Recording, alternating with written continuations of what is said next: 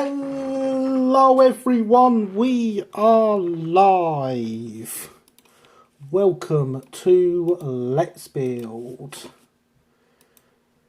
I hope everyone is well this evening. Hello Christopher, joining just in time to see us go live there. Well done, what great timing. I am actually still just closing down all the Twitter stuffs, having just posted, so give me a second. Well, hey, we are there. Excellent. We are live. Welcome, welcome, welcome. As I say, I hope everyone is good. I am good after a significantly better week this week than last week. It's most forms may roof you well again soon. Thank you, James. I've already had it looked at by a roofer who is collecting some quotes for some scaffolding. That'll be fun. So, tonight, the i3. I like it being live. It is preferable to it being dead, I find. Yes, I agree, James. It is quite.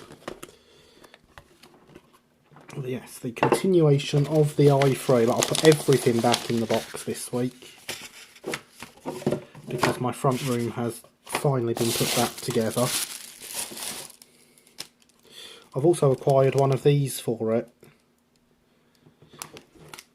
so we really can motorise properly.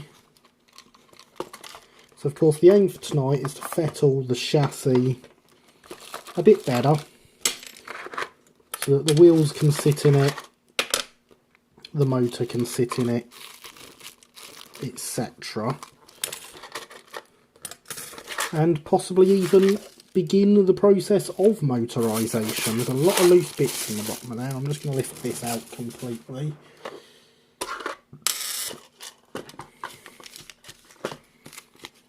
Because yes, what would be great would be if we could actually have the chassis fully working. Because of course that is the big step. So I have all the parts for that finally. Including some bits that I'm not really sure where they've come from, but I know they're this loco. As you can see, it's got rather green again. I've not had a chance to actually clean it up this week. It's been rather busy, but good.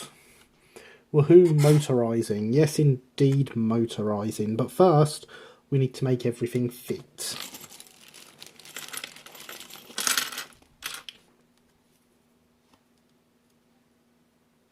Because this wheel only just fits in between the brake and the sandbox. Whereas on the other side, it doesn't fit in. Oh no, this is the side that only just fits then. And this is the side that doesn't fit. So it's all good fun. We're going to move these sandboxes back till they're practically touching this screw here. And that'll be the first thing we do, because that's the easiest bit. Sits nicely, the i3, I must admit. It is a, yes, it's a very attractive loco. I think all 442s are really, Christopher, to be honest. Mystery bits, yes, mystery bits, Alex. I have ideas as to what they might be, but that doesn't mean I'm right now, does it?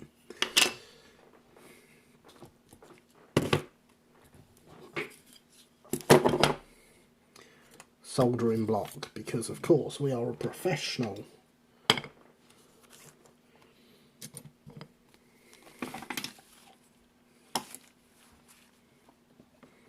Trailing cables across in front of the camera because I'm a professional.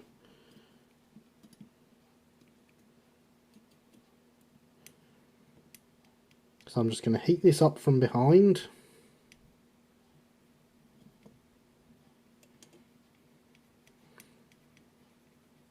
Whilst holding it.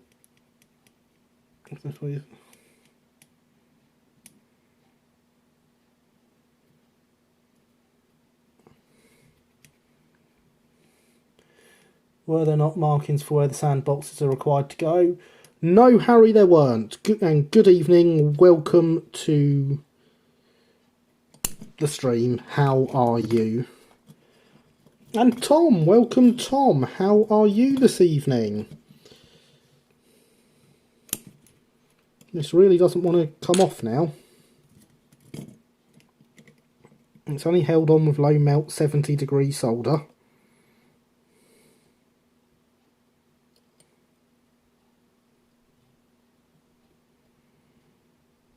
The iron's currently set to 200, so it should come.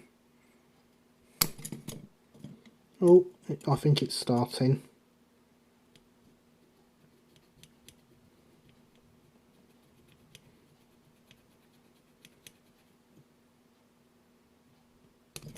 There we go. So as I say, we're going to move this right back till it is practically touching that screw. So we will tin that up a bit more first, but before we do that we're going to move the other one off and get it on in the same place.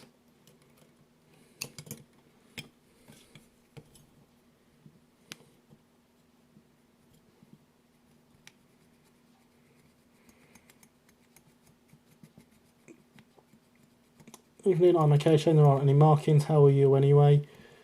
I am good, thanks, Harry. That one came off nice and easy.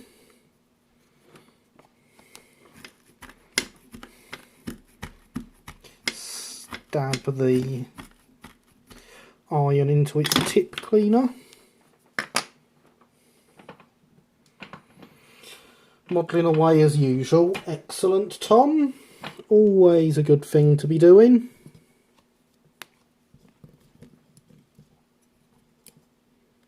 Let's put that where I can see it easier. And turn the iron up.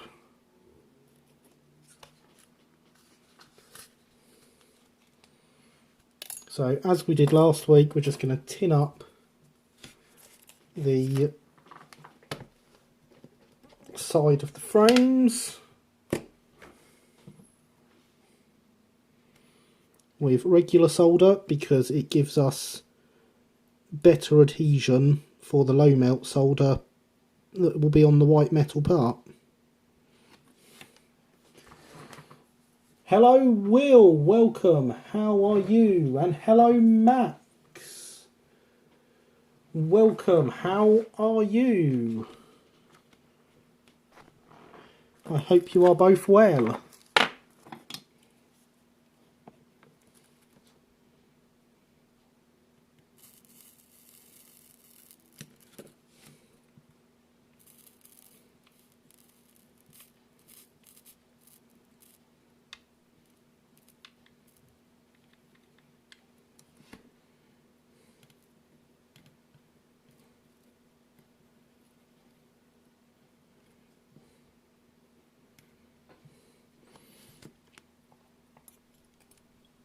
And there we go. Now we're going to do the same to the other side. Remember kids, brass is hot when you've just been soldering it.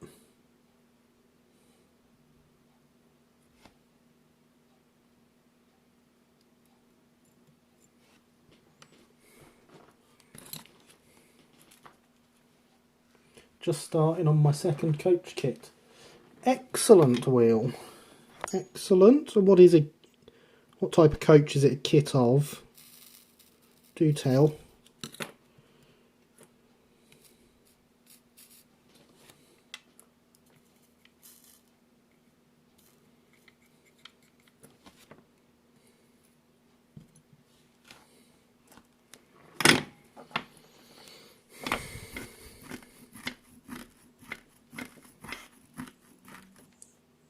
Clean that tip off.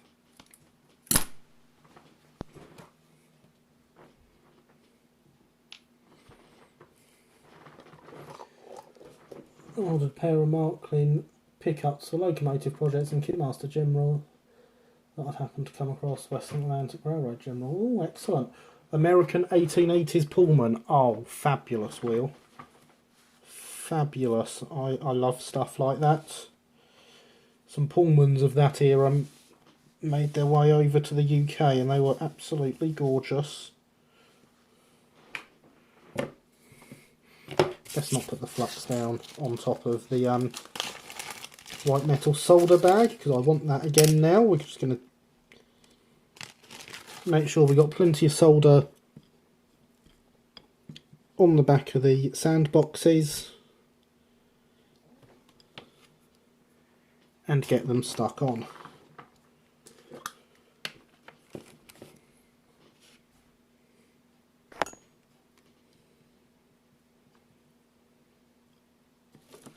Best turn the iron down before doing that.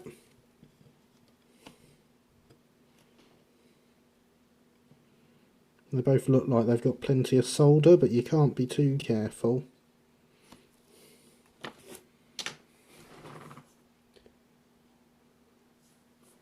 Just bought 2 1860s coaches to build. Also, oh, fabulous wheel.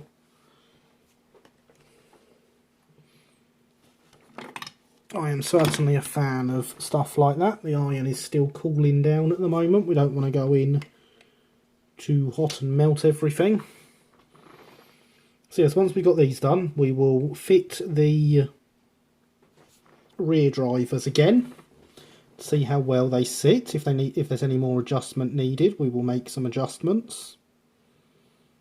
If there's not, we'll fit the front drivers. See how well they sit, see if there's any adjustment needed. Again, if not, we won't. Once we've done that, there is some adjustment needed to the holes for the trailing wheels. And they barely fit through the hole as it is at the moment, so that's going to need widening out a bit. But it's also going to need lengthening, as it's supposed to be an oval hole, so that the wheel can float up and down as it goes over lumps in the track. At the minute, the longer, the hole's height is about the right size that it needs to be round, so that's not really too good. So we just want to add an extra ½ mil or so of up and down play so the wheel can float a bit better. Pullmans already have a livery, but the 1861s don't, bare plastic. What do you recommend painting plastic? I use enamel paints for everything. I actually don't have any out at the minute. It all got cleared away earlier, so I've not got any that I can show you. But yeah, either enamel or acrylic paint, whatever you find easier to work with, really. It's completely, it's more down to what you feel comfortable using than anything else. Right, the iron has finally cooled down, so let's get a bit of solder on the back of these.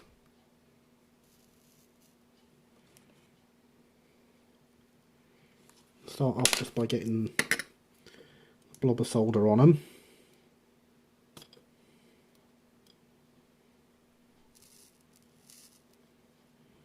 And then we can spread it out.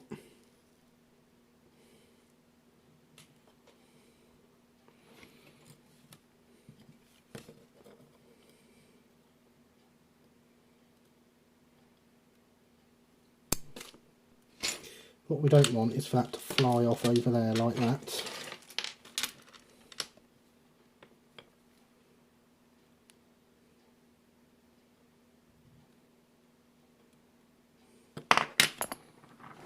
I'm giving up on using the ceramics to hold these already.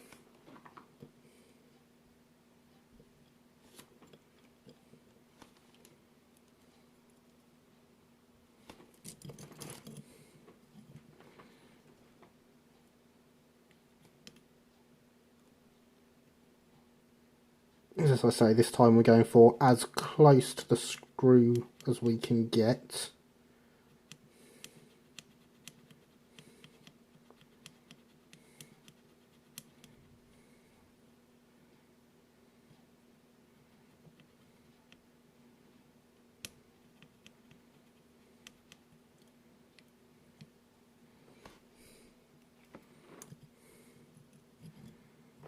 That has stuck nicely, and now we want to do the same on the other side.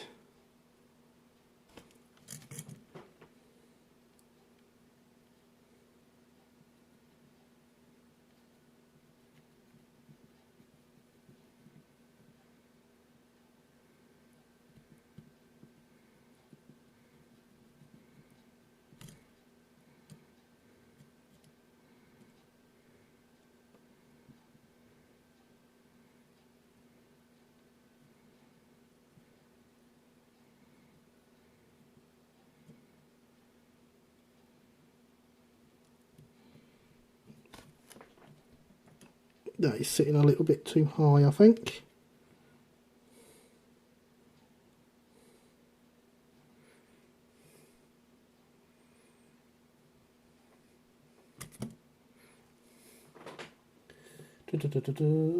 Power. They make paints for USA-based stock and like most specifically. Well, this may sound ghetto, but I use spray paint and clear coat. Nothing wrong with that, Will. Prime ingredients, my vote. Less stinky and water soluble. Hello, Red. Welcome. How are you this evening? I just find spray paint easier to get a flat coat on. Even as I agree, Chris, I use Vallejo Model personally. Yeah, I can see why you find spray gets a flatter coat. Will, in fact, I use an airbrush for mine, so I have to generally thin it down and stuff first. So it is like using a spray paint. But yes, I totally understand getting a smoother a smoother finish there. Me fail English? That's impossible. Come on. There we go. Down a bit. Because the body will never sit on with you where you were.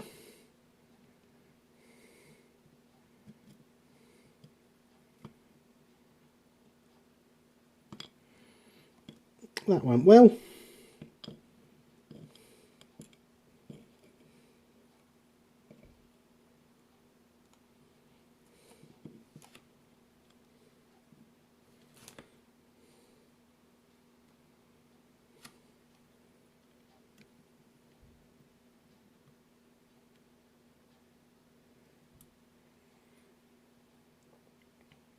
Fine, thank you, Harry. Sorry it's been a while.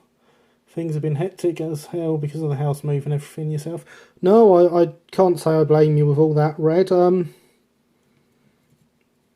am good. Obviously, you know the trials and tribulations we've been through here over the last few weeks. It's nice when things start to calm down, isn't it?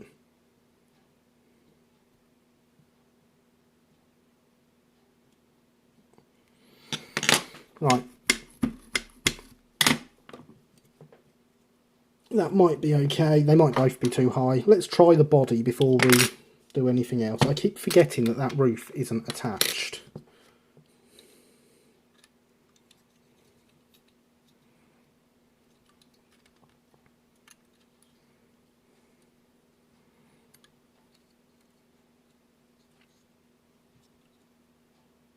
So there we go. The body sits on the chassis just fine with them there. They don't feel like a waste, and you'll never see them at all now that I've seen where they actually sit. So now I'm just going to take the nuts off the end of one of the axles. And we'll see how well the wheels now sit.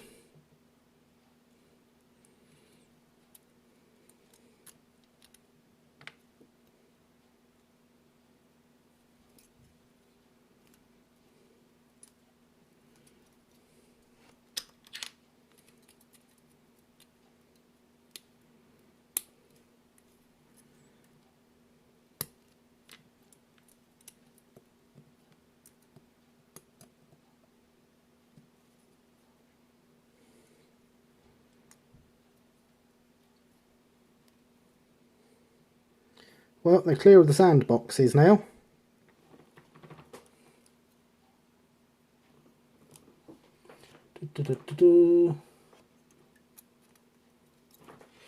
Car lots to catch up on here.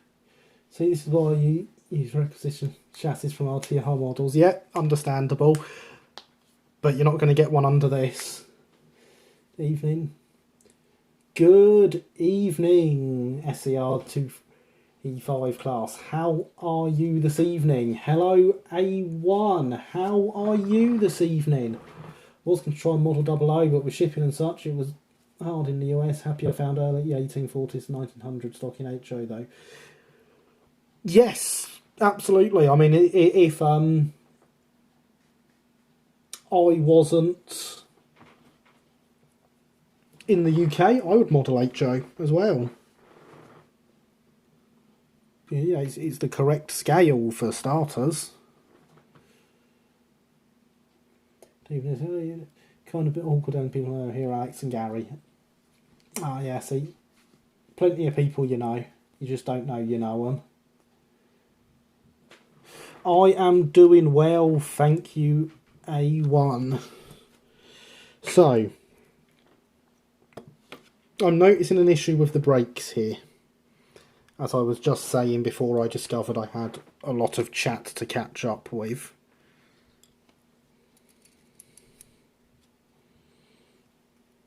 It is great to see chat so active, by the way. I just want to thank everyone for being here. It is absolutely wonderful to be able to do my modelling with you lot. And it would be really appreciated if we could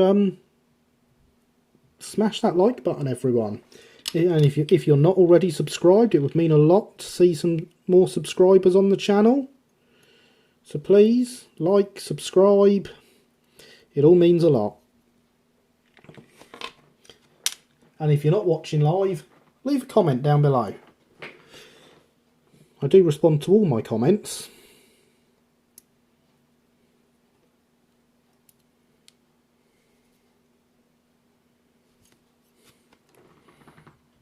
So here we can see the brake shoe is catching on the wheel. It's not on the front. The front is fine. Round on the other side. We have the same problem on the rear brake shoe and very slightly on the front. Although for some reason the rear brake shoe on this side is actually sitting further out than the wheel. So a couple of things to correct there. They can't be corrected by moving the brakes because of how the chassis is done. So there will be a little bit of filing to do, I think.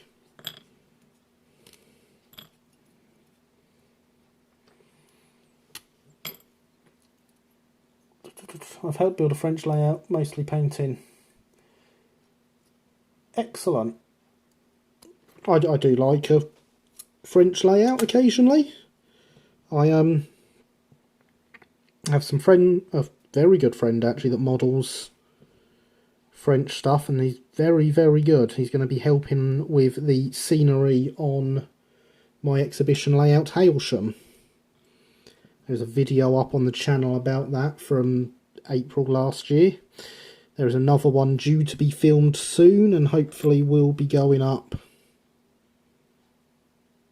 in the very near future. Right, so I've just put the nuts back on the axles because these things are absolutely tiny. We don't want to lose. I mean, you can see them compared to my fingertip there. So we don't want to be losing them.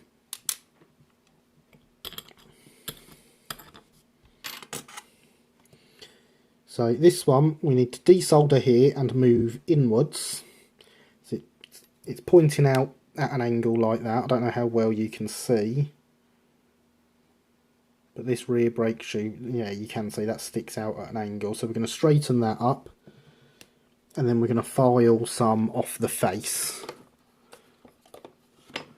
It's all the same to you guys. I'll stick with my Norfolk Heritage layout. It's probably for the best, Red.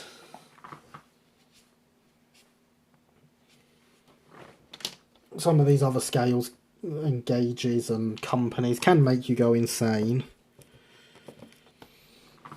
Especially the ones that require you to make etched chassis. Although this chassis isn't nearly as bad as what people make out etched chassis are. Right, there we go. Iron is hot. I do want the ceramics for this.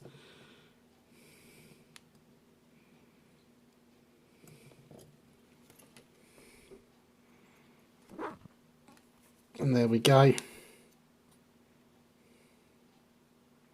That's much better. And you can see from how much wire is poking out the end there just how far we've moved that.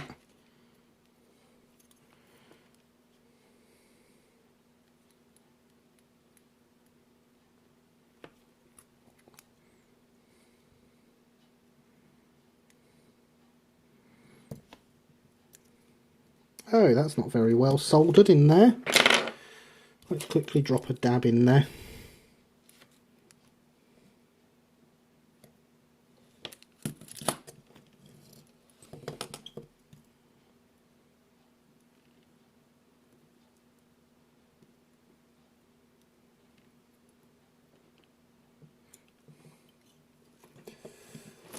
If you ever tried lining transfers, I'm lining Hatton's P now. It's make it engage, no smoking signs seem trivial.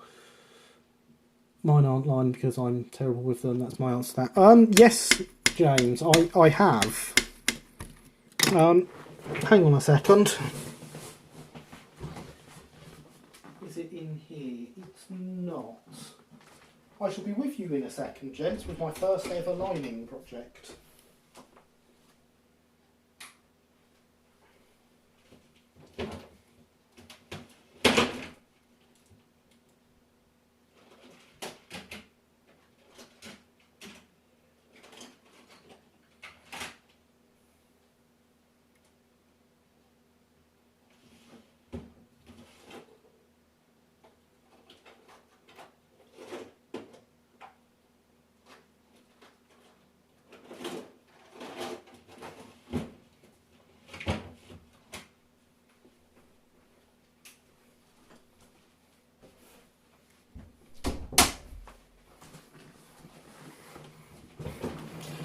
James, that wouldn't be SCCR lining transfers, would it? I've been looking for some for another project.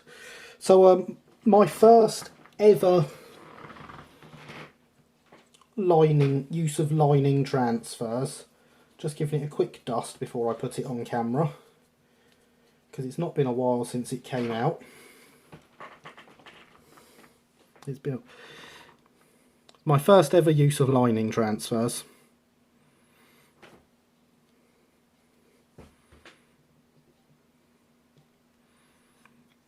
And what a great project it was. That is the old Dean Sidings kit.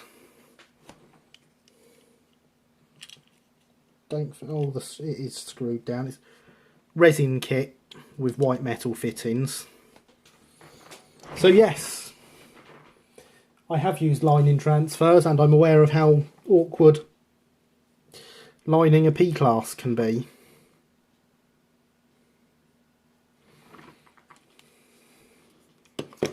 And before you ask, Tom, I can't remember whose transfers I used. It will be written on the thread somewhere. Happily not SCR, that would be insane. Backdating Southern Online Black livery to the line version. Goodness me, a P Class 2. Indeed, James, a P Class 2. First thing I ever lined was full Wainwright on a P Class. Thank you guys for the compliment. It of course looks nowhere near as good as Hatton's rendition of it, and I do now have that same logo in that livery from Hatton's, so I don't know what I'm going to do with that one, because mine certainly isn't as good as theirs, no matter how much I'd like it to be.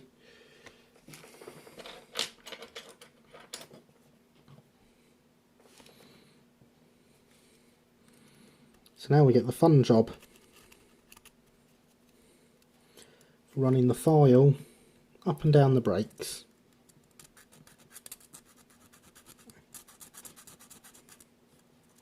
Fan of diving into the deep end, I see. Indeed, I am a fan of diving into the deep end.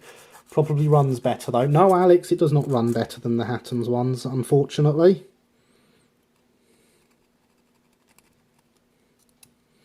It's on a Hornby Terrier chassis, cut down to fit under the P-Class.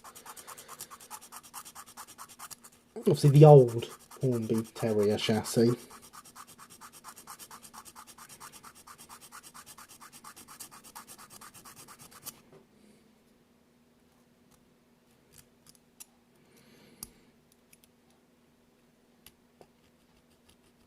But yeah, if you're going to do something really hard, why not make it the hardest possible thing you can do? Hatton's ones are good runners. As long as they don't have the pickup issue, they are, yes. tempted to get the O-Gauge Thomas kit that Tom was building in Modeller's Corner for my birthday, which is in 2 months. Still got a while to go. It's in October. Is that the Shapeways one by Sparkshot Max?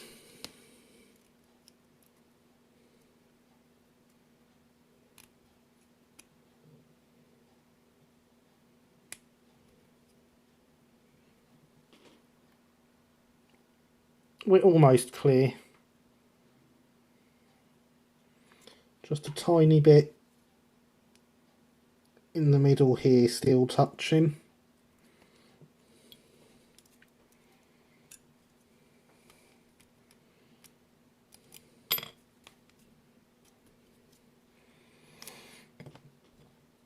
But yes, Matt's P classes have suffered with the pickup problem.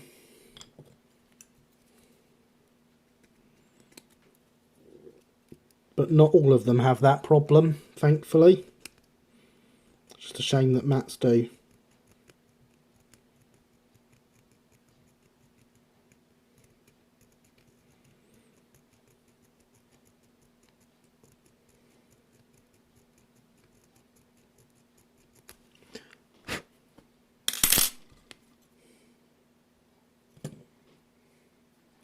Wonder whether the chassis would have worked better with a jig.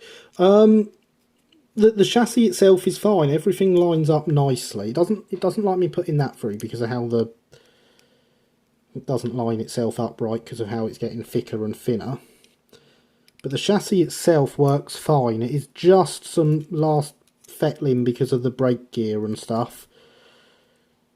So I don't think a jig would have helped. This seems to be okay now. I can't feel it grinding anymore.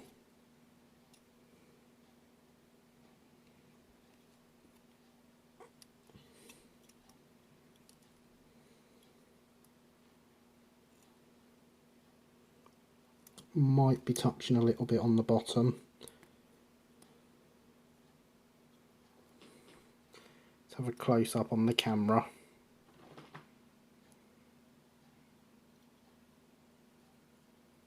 Yeah, I think it's clear, but if I take off a little bit more, it's not going to hurt.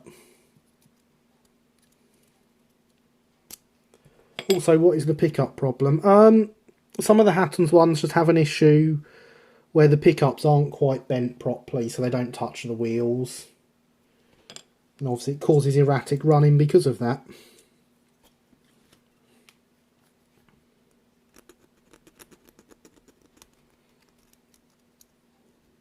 All 9 of my Hatton's P classes still run fine. Excellent, Matt. I'm glad someone's managed to get a whole batch that work fine. My Hatton's ones seem to run fine, although I've only got 3 of them. Funny enough, the one logo you'd expect to have issues with pickups isn't the one that has. And yes, jigs are a godsend for getting things lined up properly. Non-grinding chassis are the best sort of chassis. Yes, they are.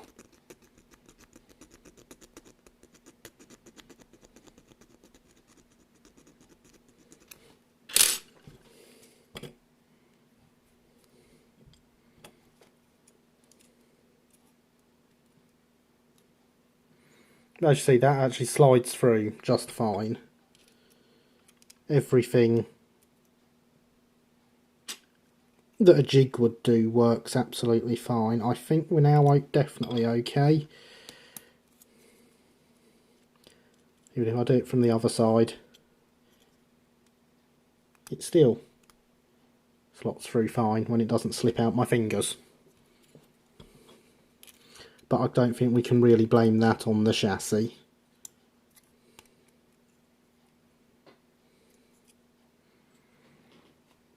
So on this side, I'm just going to take a little bit off the top here. Presumably that's easy to fix with tweezers. I fixed a couple, but at the same time, Hatton's decided that any that had the issue, they were just swapping them for free. So 9 times out of 10 when I've seen it, I've just said to the person, well, Hatton's will swap it for free, might as well send it back and get a new one. You'd have to send one back to run like bag spanners out the box. One from the second batch.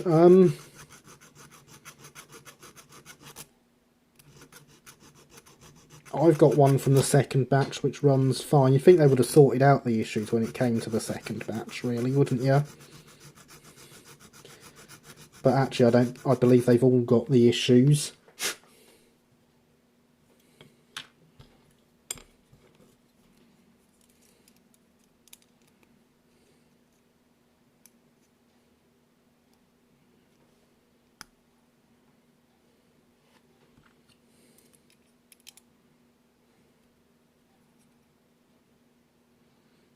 That's no longer touching. Excellent.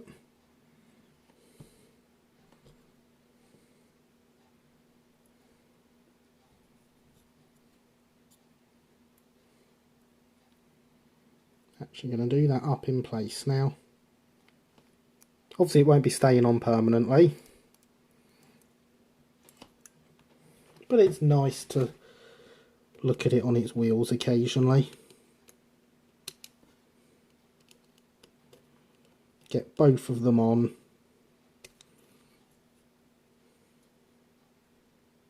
And make sure they both sit happily together.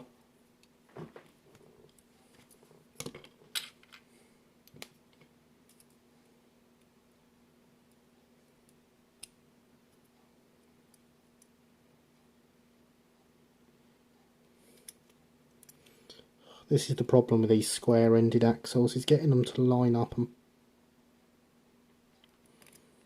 go on. I do believe the hole in this is a little bit too tight. The modern ones don't have this issue. Local music festival that I can hear from my house is now playing ABBA again, having previously played Indiana Jones and Star Wars. Not nice selections there.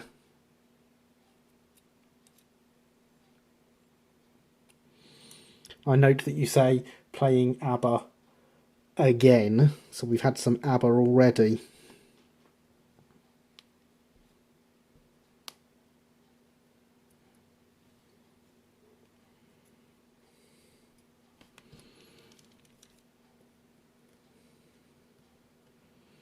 I'm okay, my local music festival's in another town.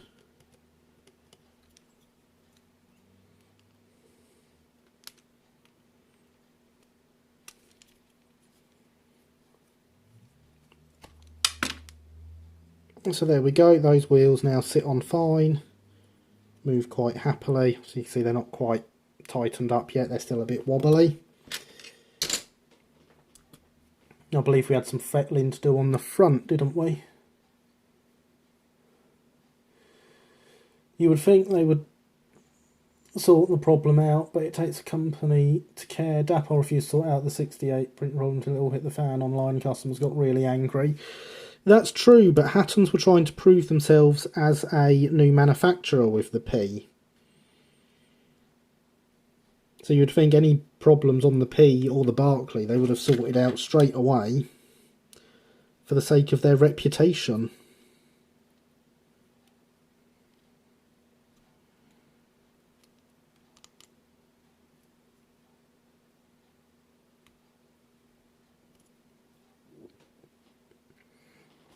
Right, so much like the last one, this needs a bit removing from the top here. Change that, yeah, but my Airfix 14XX original plunge pickup chassis is one of my most reliable runners. The one with pickup issues is my Hornby Thomas rebuild. And I get on really well with plunger pickups, actually, Red.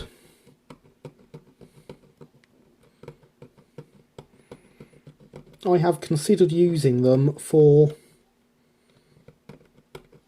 a lot of my kit builds because I do get on really well with them. The second water, although they played it earlier when I was taking my washing in from the line, they might be rehearsing. Ah, fair enough. Shame the bar down the road here doesn't play ABBA. That may be, but we will match them with our Lancer. My new local mostly plays classic rock. Oh, very nice, Red. Very nice. I do like a bit of classic rock. Oh, I appear to have knocked that slightly out of shape there.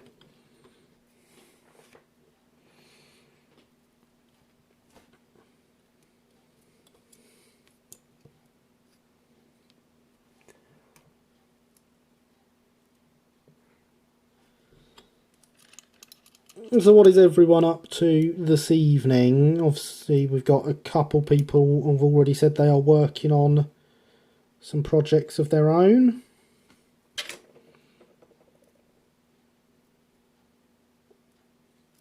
What about everyone else?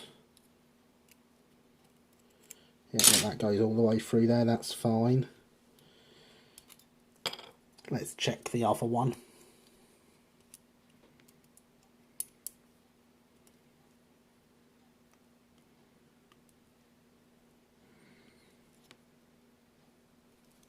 So this is one of the things you expect to do with kit builds. It's a little bit of fettling. Yeah, that one seems fine. Loads of room.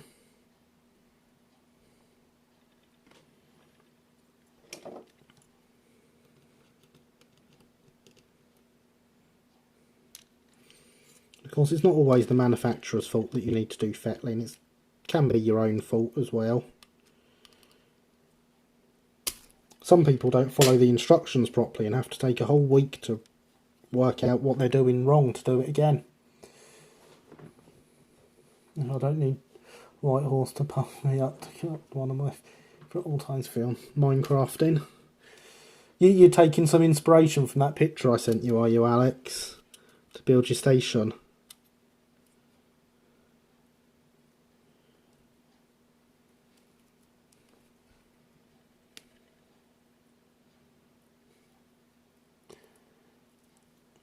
Yes, my project is moving house.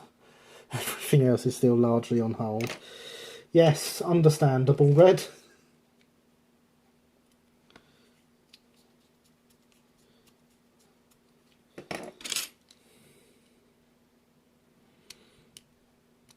Tell you what, I'm glad I hadn't done my living room yet in my house renovations. Now that it's getting a big blob of plaster on the wall. Right, it's up on 4 wheels.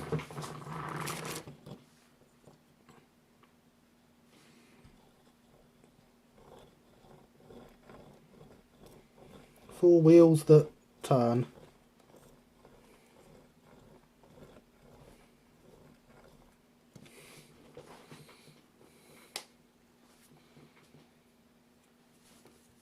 Painting a Rhino transport, Mr. Mole's fault. Yeah, you blame him, Christopher.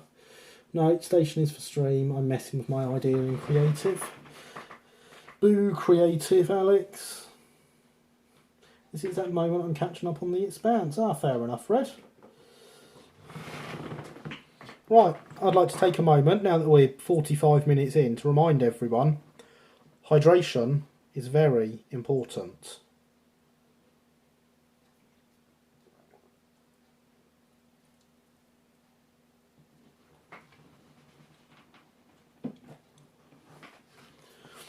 I approve, Chris. Still got some Shadow Sphere stuff to do, as well as a couple other things.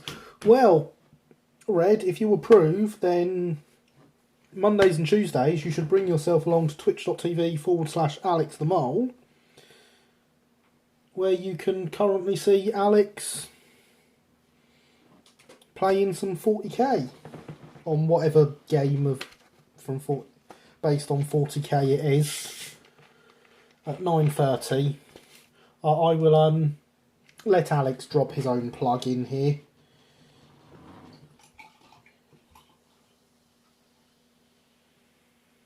Because I sit there and go, I don't know what this Warhammer stuff is. And people attempt to tell me, but I still don't know. So yes, Alex, feel free to plug away.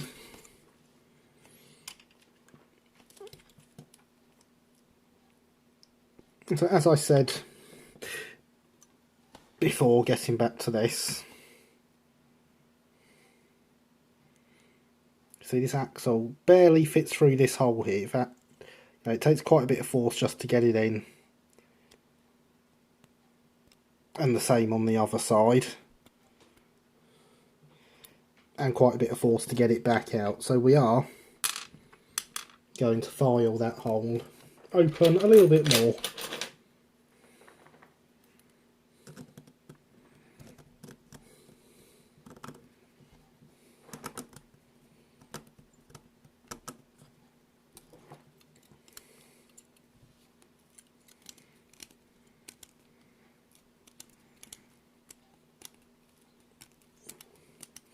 Warhammer is so complicated to me. Exactly, Harry.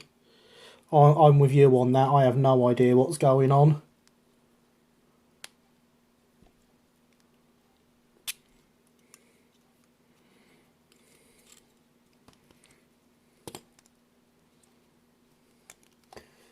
Expecting to say Dawn of War, Warhammer so complicated. I was playing Dawn of War at some point, got a bunch of Warhammer games to play.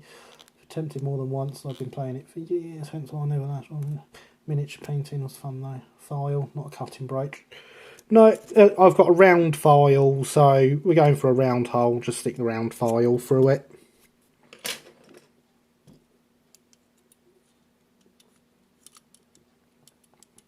And that gives us our 0.5 millimetre or so of upwards play that we want to keep it on the straight and level.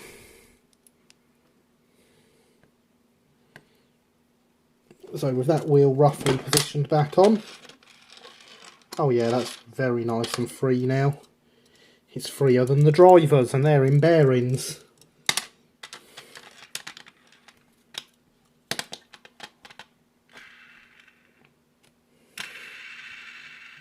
Yeah, that runs just fine, I think.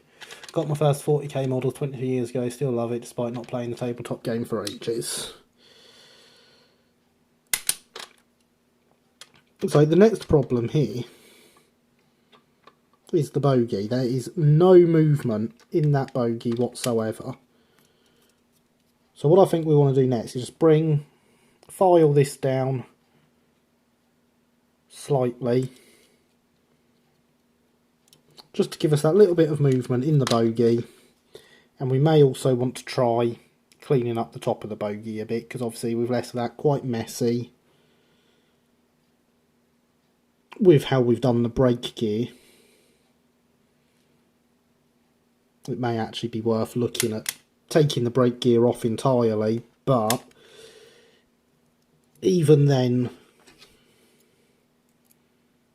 like on this side, this sits fully between those rods, so it's not just that. It does need a bit of material taking off.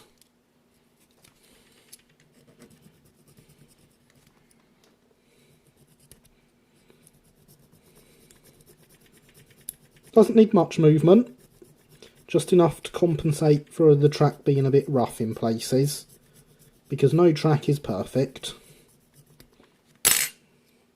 especially not network rails.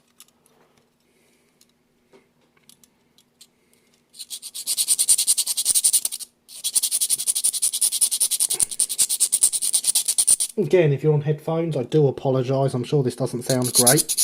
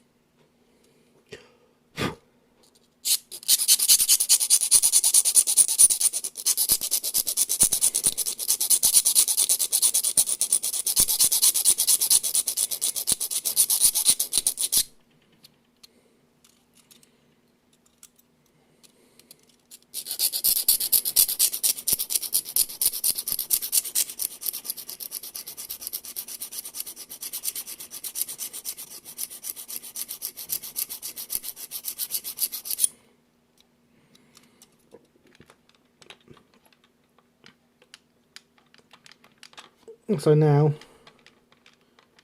there is the tiniest bit of movement in there, allowing the wheels to lift very slightly. Doesn't sound much better on speakers. Can confirm headphones not great. Yeah, sorry guys. This is what you come here for, right? Torture.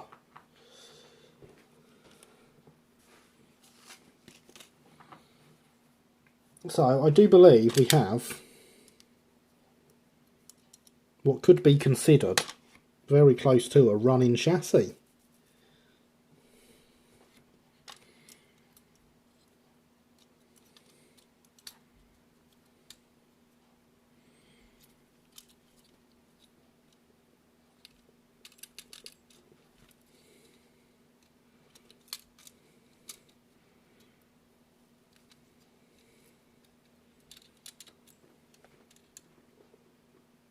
Which slides into place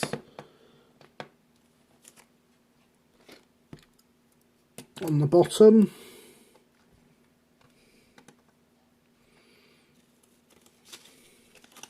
This is the question, is can I get the nut on there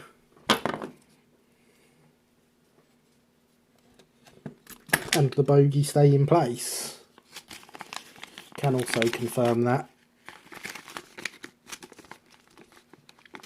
So yeah, I am right, you guys do come here for the ear torture, yeah?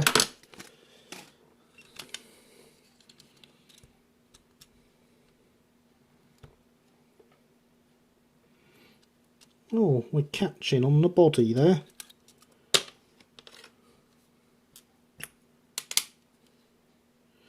I do believe that will cause us issues. Good evening everyone, tuning in with volume muted as we have guessed, but wanted to see progress. Looks awesome. However, well, probably without realistic sound effects. Very true, James. Let me just type up hello to Corpse.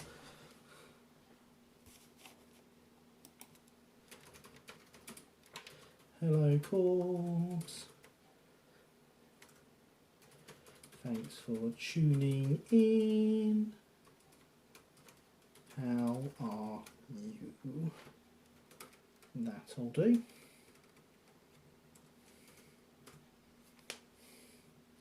Oh yes, Gary, because the wrong masochists in here. Saw your latest podcast earlier. Was very good. There we go.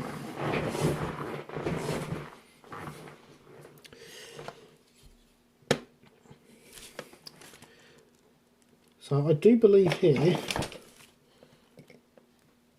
we've got some solder that's just sticking out too far. The chassis is catching on it and it's not sitting down properly.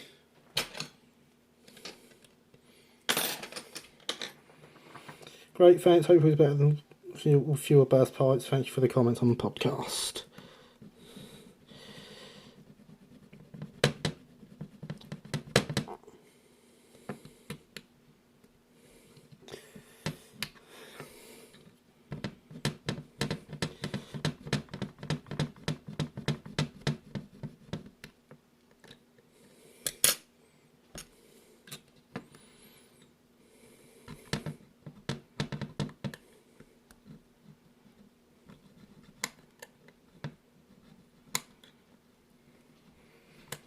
Been enjoying this judgment sort of in-depth look into each of your locos. Oh yes, I've been enjoying those videos as well.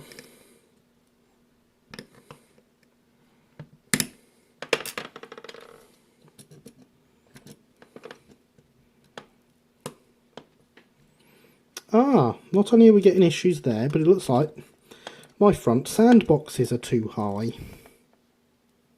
But they're sitting right at the bottom of the... They could go a little bit lower. So I'm going to move these sandboxes. Let's type that. Thanks. Cords. Thankfully, no burst pipes.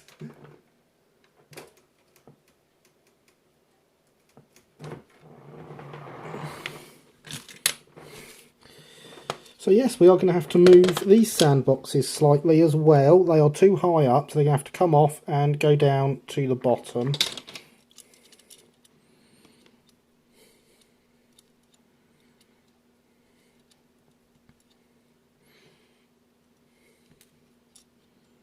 For those that haven't been watching Corbs's podcasts, I would definitely recommend them.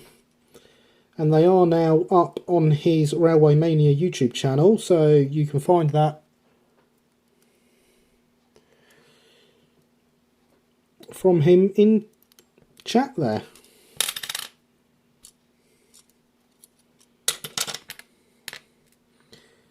For those that want the audio only, they are also up on Audio Boom. But I don't know the link. Again, his YouTube channel's right there. And it is an awesome podcast, so please do make sure you go and give it a listen if you haven't done so already. There's the problem with strong motors, strong magnets in your motors. BRB guys, just quickly changing location. I thought you spent the last few weeks changing location, Red. Well, months in fact now, isn't it?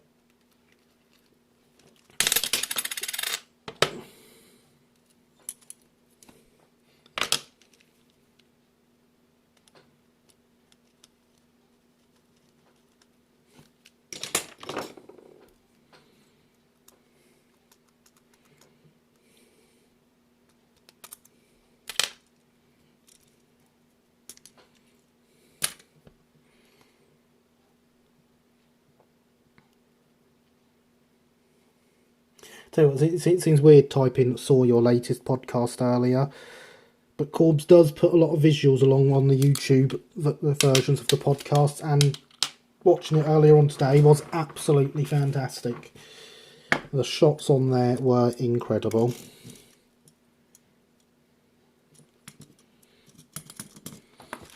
Turn this down because it is turned all the way up for soldering brass steel. Now playing Land of Hope and Glory.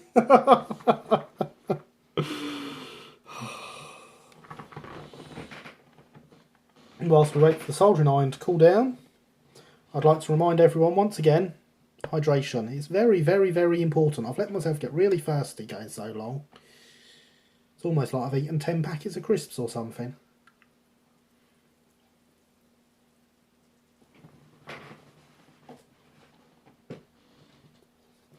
Definitely didn't though.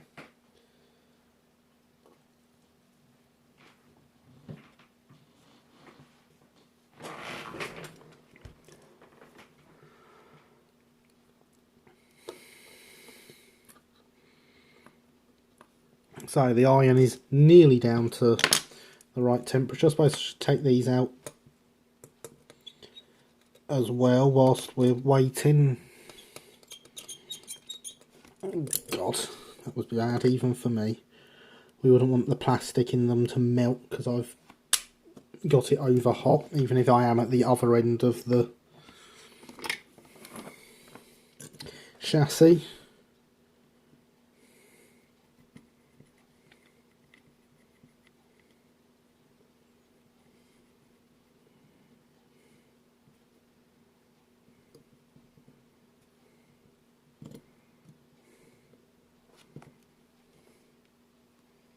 Well, that's all right.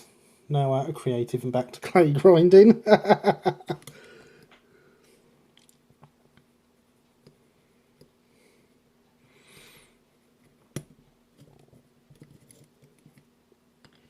Enjoy the clay grinding, Alex. You'll miss it one day. I don't know when that day will be, but you will.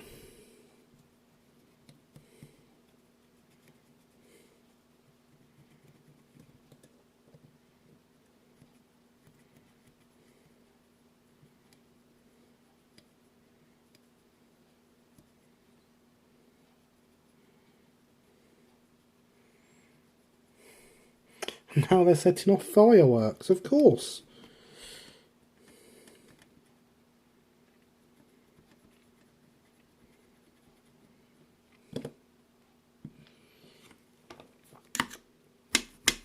Oh, it's the best. At least I have this to keep me entertained. Oh, you're using me for entertainment. I'm not sure that's such a good idea.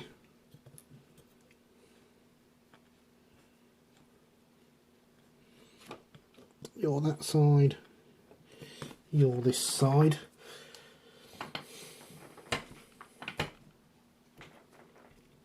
And you're a big blob of blue tack to hold me up at the right angle. That actually looks to me like it's already tinned. I'm going to give it a little bit more. Of course I need to turn it up for that, don't I?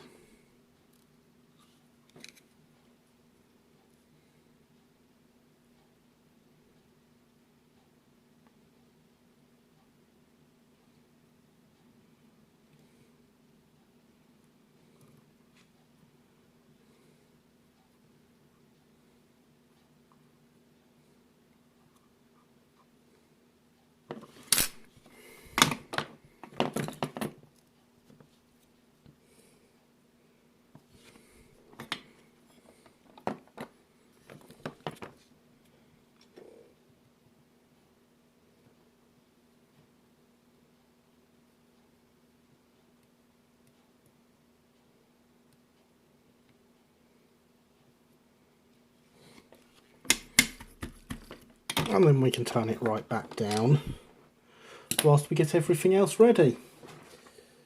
I'll be quiet, you, this is way more entertaining than the garbage I do. I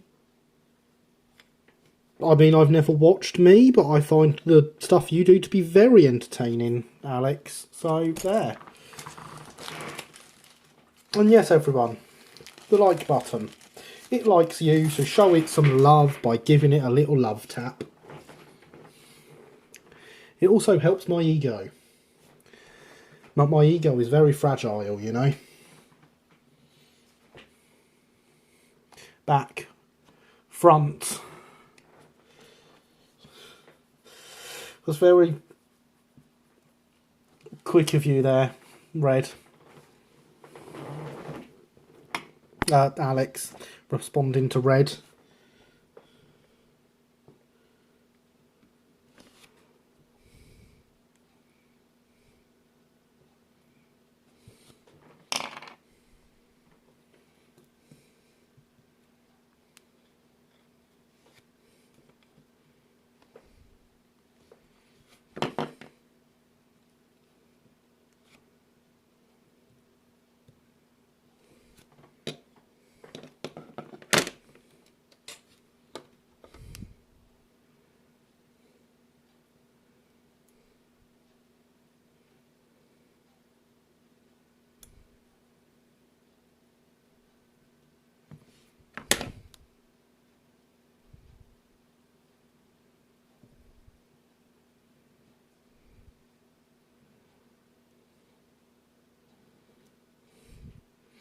There we go. I believe that is where it needs to be. Thought I would do it for once. Yep, fair enough, Alex. I do get it. I do get to do it often enough on your streams.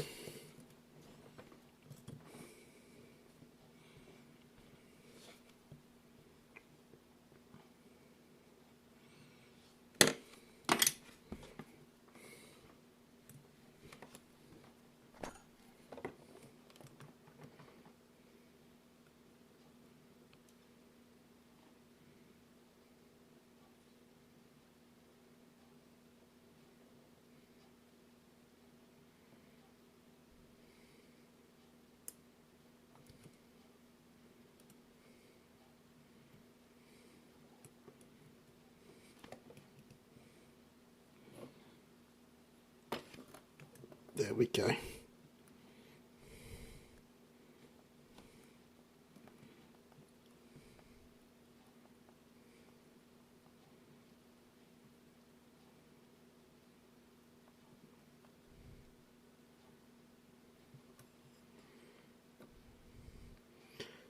Right, so I think that's okay now. Working on my Percy model, currently stripping the paint off with citrus strip. The model is made from plastic. Citrus strip works astonishingly well. Gets the job done in 40 minutes. Would recommend. Excellent. Excellent. There are several household cleaners that are quite good for stripping paint off models, it would appear.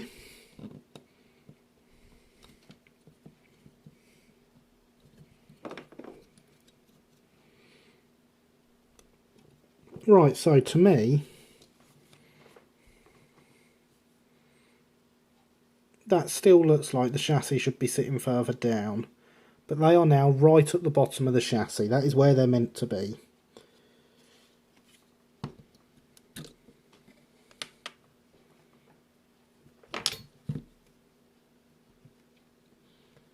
So I think I'm just going to take a chunk out of the white metal.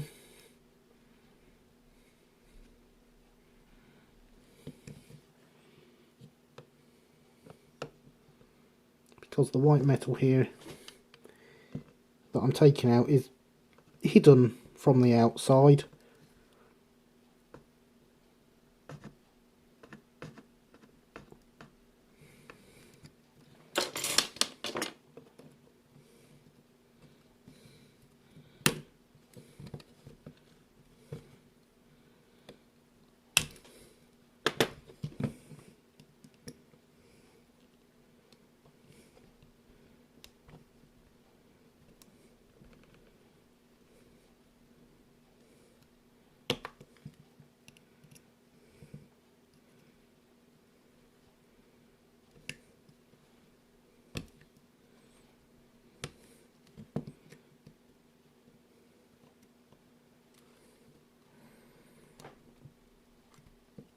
So we just take a chunk of that out. There we go. I'm modelling a more adult parody series of Thomas the Tank Engine. Oh, fair enough. Another one. These are American Lionel models. Modelling HO. Oh, okay, I was thinking of the one that Kenny Everett did back in the 80s. Those were lovely fireworks. Excellent. Glad to hear it, James. It's been a long time since I've been to a good fireworks display.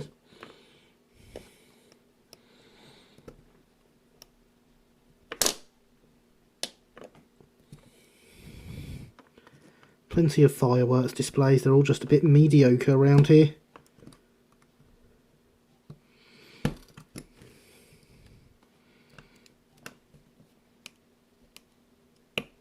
Which is a shame, because, like, bonfire night is a big thing in Sussex for some reason.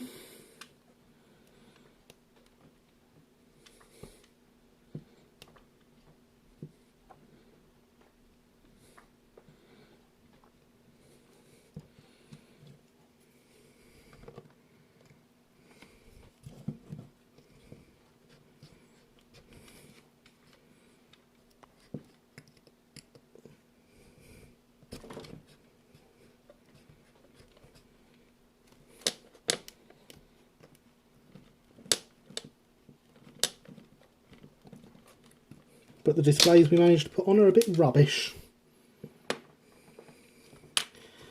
So there we go, 2 chunks of white metal taken out. Let's see if that sits on any better now, or if I haven't quite taken out enough.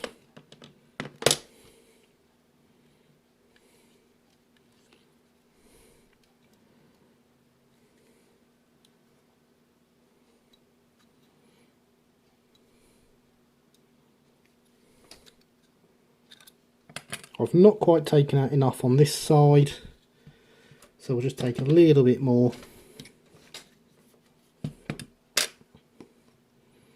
Literally only about another millimetre or so.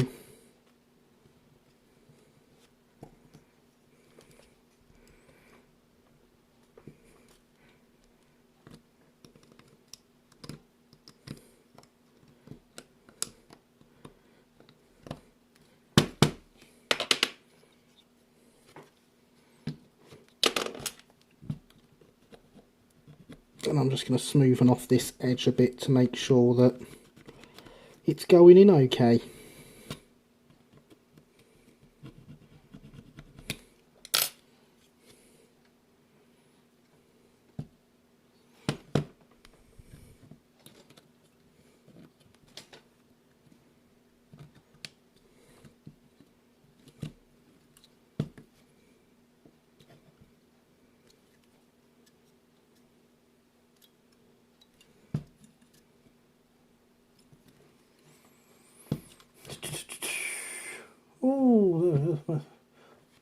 I've made my own fireworks on several occasions. Good evening, Killian. Welcome. It is good to see you. Very good to see you here this evening. Evening, Killian. He's here in Norfolk too, Gary. Awesome. I do enjoy the bonfire stuff and all the parades we have around here. The fireworks shows themselves just normally a bit naff. Oh yeah, there's much more screw sticking out through that bogey now than there was earlier. Plonk that under there.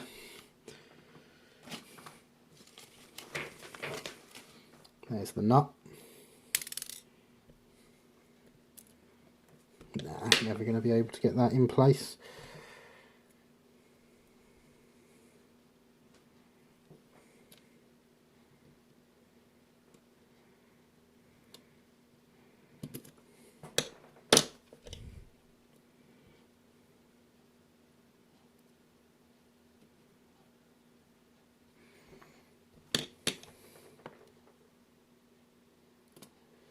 The only fireworks get round here are when the local idiots set fire to someone's car, recycle centres go up again. Liverpool or Glasgow.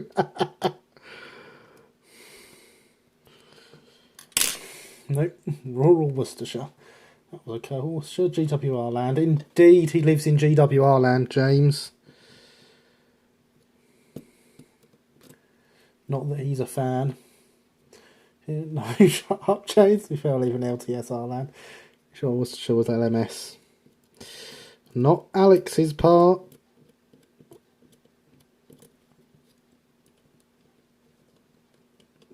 There we go. The bogey is on. It has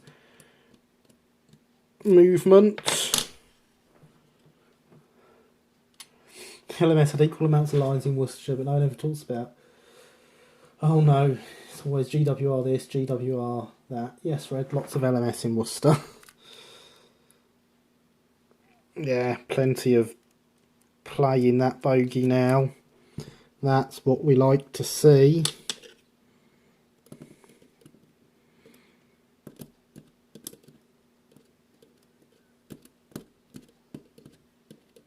I suppose really we should try this with the wheels in to make sure all 10 wheels actually touch the ground together.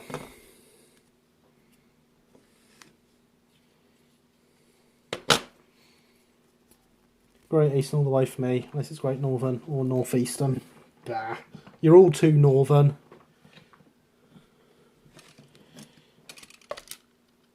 Well, what you need is a couple of little railways that used to run in the southeast.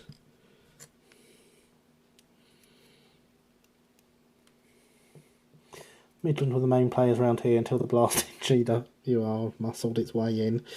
Yeah. Doing it the wrong way again, that's why. Bolt first and it goes quite happily.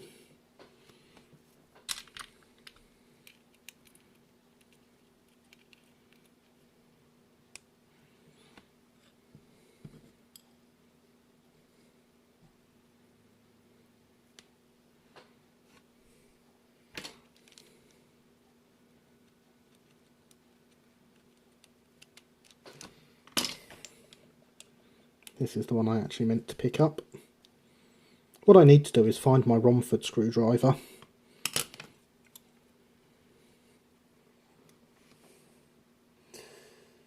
Great Eastern does rule.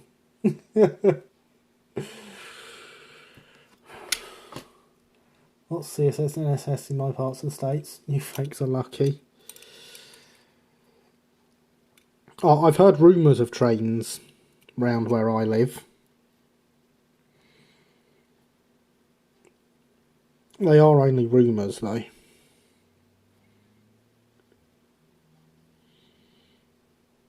I've met people that claim to have seen Southern running a service.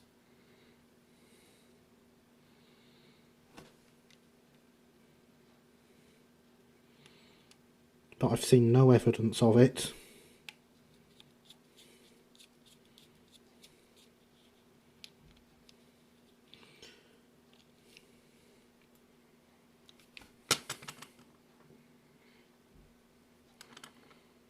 There was a Linafacum down here and the Wisbechin up well. And most lines around here were absorbed into the MI, even the OW wouldn't join the... Oh, wouldn't let them. Oh, the W and U, lovely. Didn't Reverend visit the Wisbech? He did, Max. He did indeed. And then wrote a story about his holiday there. Oh yes, modern Southern, doing his best to be the opposite of the original. Indeed, Alex.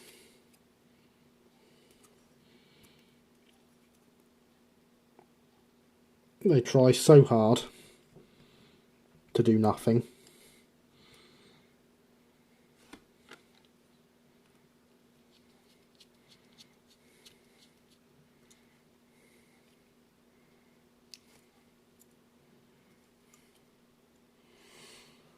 We have an old ruined GR railway bridge, 3-minute walk from my new house, actually part of the Swaffham branch. Oh, very nice. I have lots and lots of bridges round here. In fact, there's one 10 minutes from my house. You stand on it, you can see the next bridge in either direction. Possibly the next two bridges going northbound.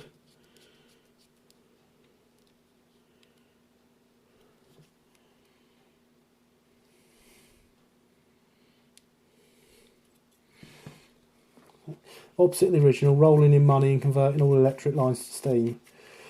Well, James, I mean, they must be rolling in money because they're not paying anything towards running their trains. And they could well be converting all the electric lines to steam haulage. You'd never know with nothing running on them.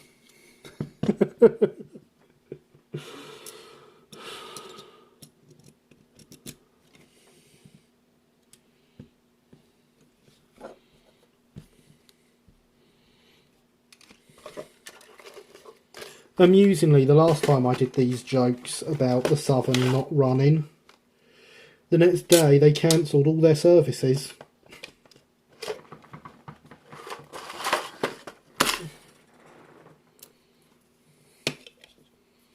Seeing you do the wheels makes me really wish Alan Gibson would get back to me.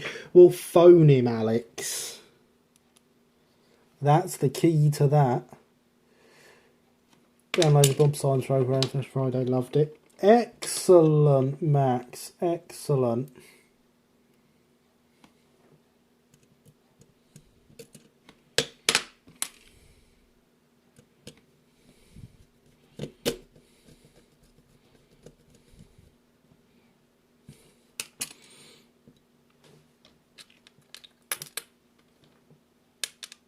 There is actually another bolt that's supposed to go on first. We're testing the chassis actually works and everything goes round before we start on attempting to fit the motor in it. So let's actually do this properly and put this bolt on too. Because we do actually want to, you know, we don't want to...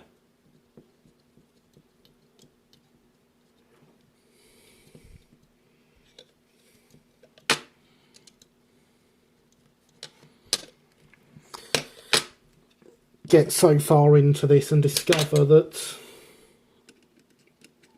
for whatever reason it doesn't work.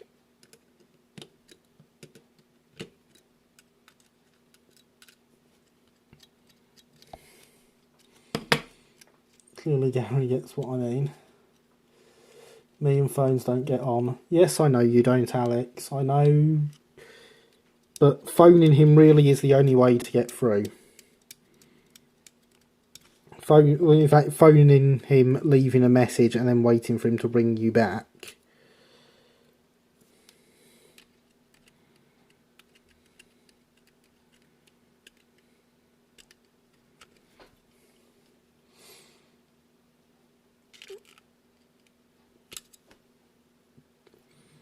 But yeah, I remember the days when phones were like that. Then I started needing to contact people like Alan Gibson.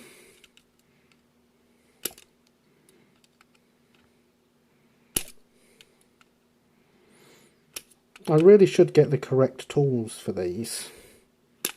But I can't say this is something I've ever particularly have to do.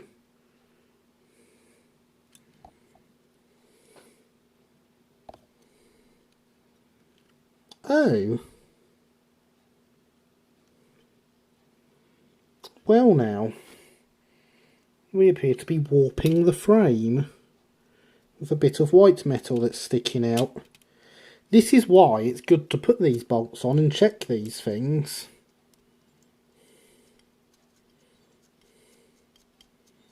We're going to take it off, cut off that bit of white metal and try again. That's just run for don't do what I need. Guess I won't be getting any then. You will eventually. Persistence is another key with Alan Gibson.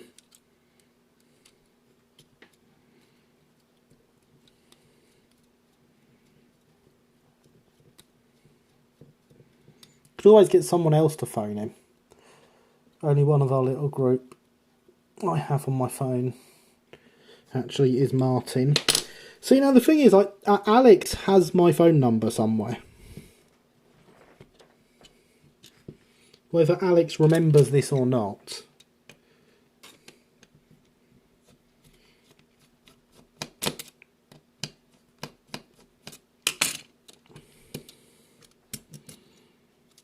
And I would tell you whose phone numbers I've got, but there's certainly people that wouldn't be impressed with phone numbers I have.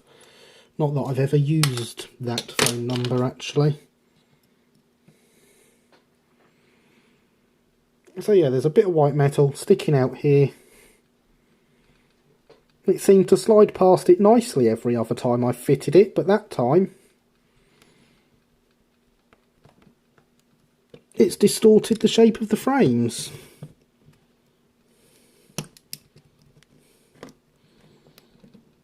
And if I hadn't have test fit that properly with the bolt, we'd have never known that. And that is why you always do it properly. I do have it, it's in one of my email folders still. Email greater than telephone, yeah, I agree.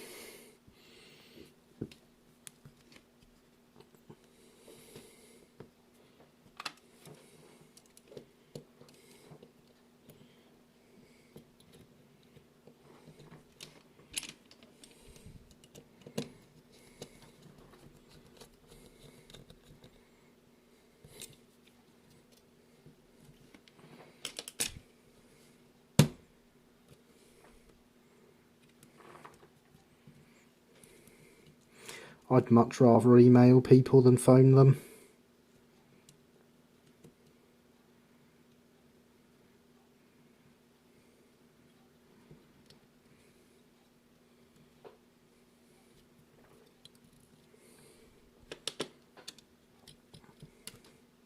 Oh dear, there goes a step. But that's okay, that'll be nice and easy to resolder once we're done, once we know everything fits.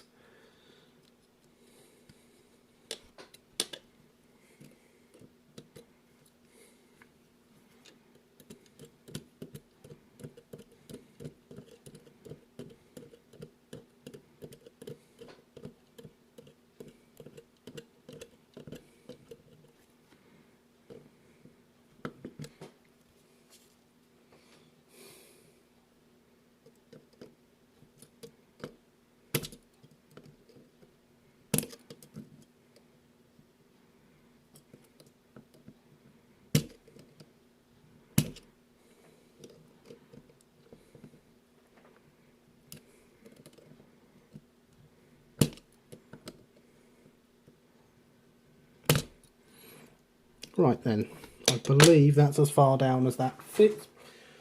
Moth has just drowned in the little milk bottle top with the water that I'm using for my transfers. Ah, that poor moth. Shame Alan Gibson is stuck in the 19th century. Yes, Alex, yes. Hydration, everyone.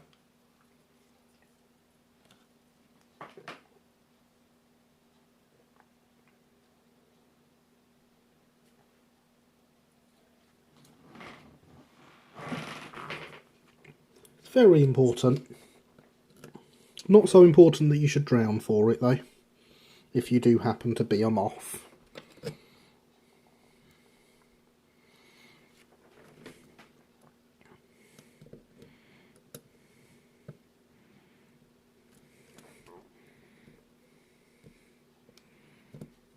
Well, hey, it's on.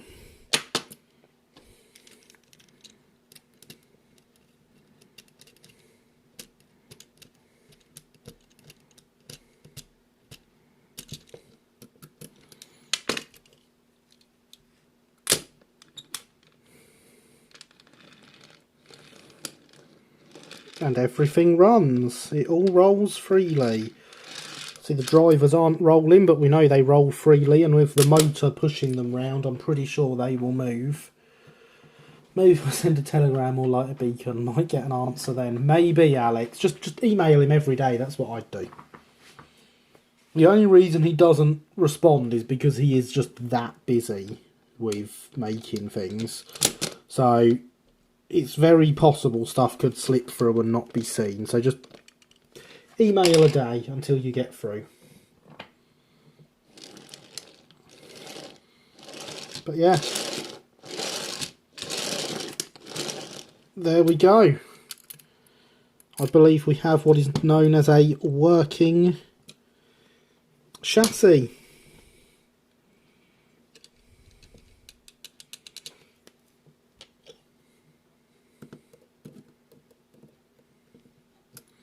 So now it's time to take it apart again.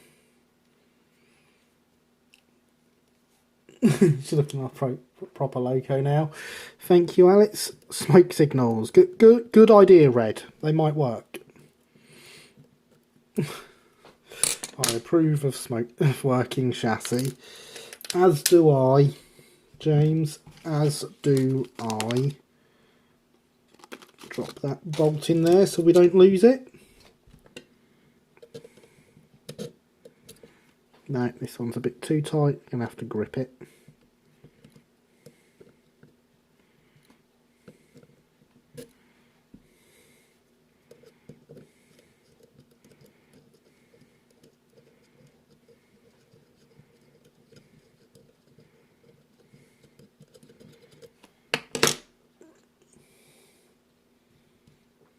And there we go.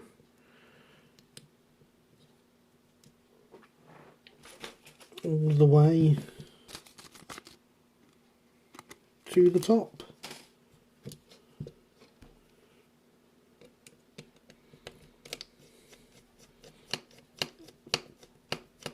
And yes, I did just knock that and bend the brake gear. That was very silly of me. Try not to do that, everyone.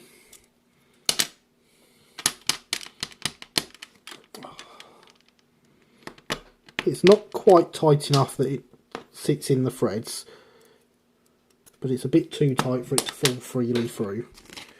Oh, and there's me hitting the microphone again. Sorry about that, folks. I don't mean to keep hitting you, honest. Right. So we're going to reattach this step.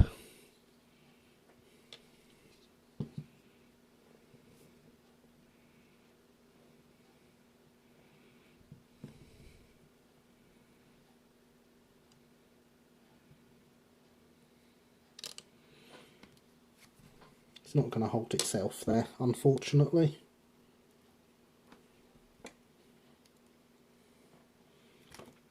Luckily we have solder and everything already there.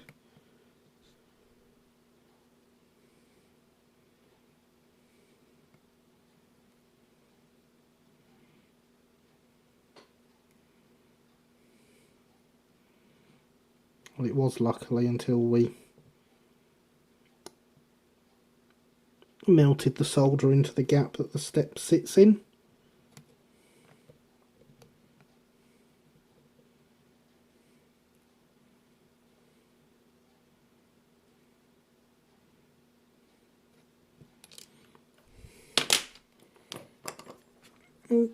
Come off of there.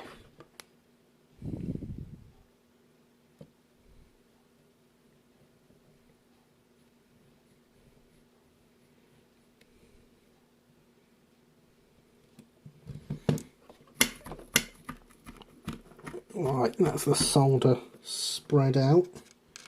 So hopefully that will sit in there a bit nicer now. Let's get my blue tack back.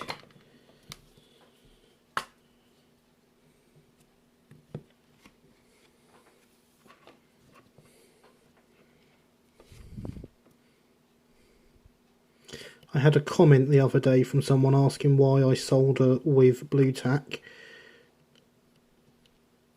The simple answer is I don't.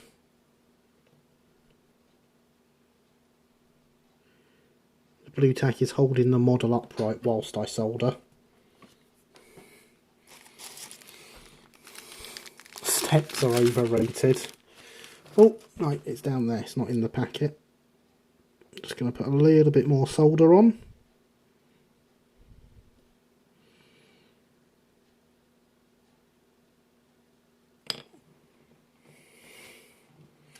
Real men climb everything, exactly. I mean, you realise how tall a steam loco footplate is, right?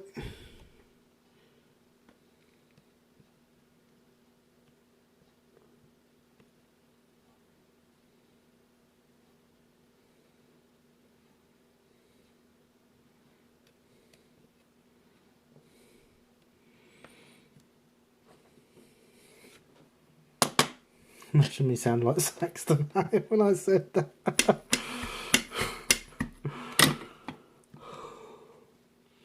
And whilst I do quite agree, steps are overrated, I believe I think that for a different reason than what you're trying to say here.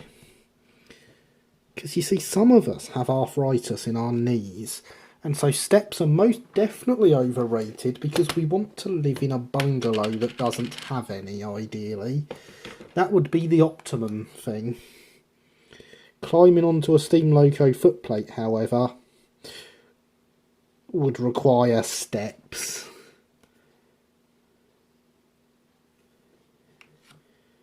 Because climbing without steps these days isn't something I can manage.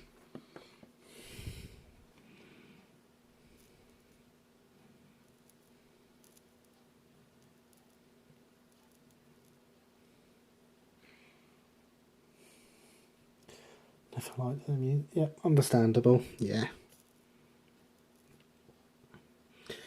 The steps in my house can be a bit too much at times, never mind climbing onto a steam loco. So please remember, we are disabled friendly here. Gosh, arthritis at your age. What? Indeed, James, I have a medical disorder that causes joint issues and organ issues and all sorts. It's great fun.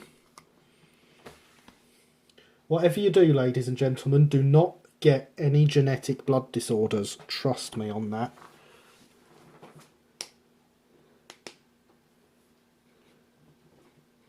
No, Chris, that's steps.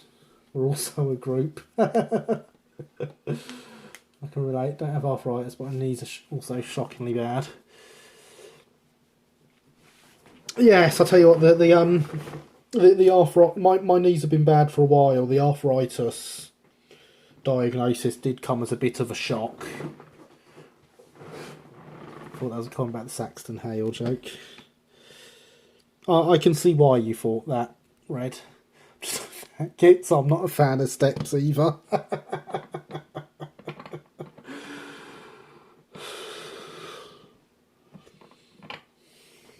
Right, so steps are back on.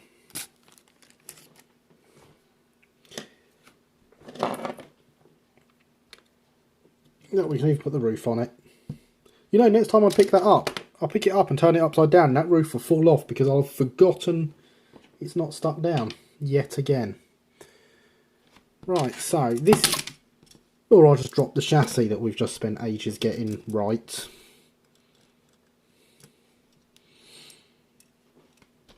So it's time for the wheels to come off.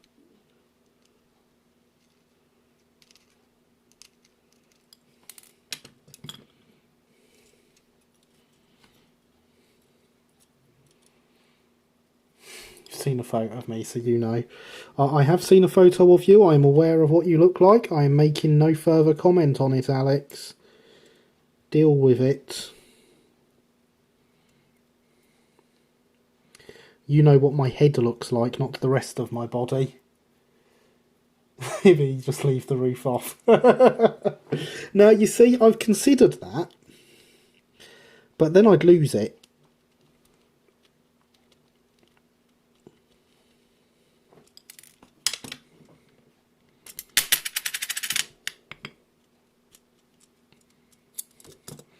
That's why I always put the nuts back on the axles every time, because otherwise I will lose them. Mine is just hereditary joint issues. Can't remember the name of that thing I have. Very clicky knees and wrists, sometimes just painfully lock in place. Oh, ouch. I have very clicky wrists. In fact, most of my joints are quite clicky as a result of said blood disorder.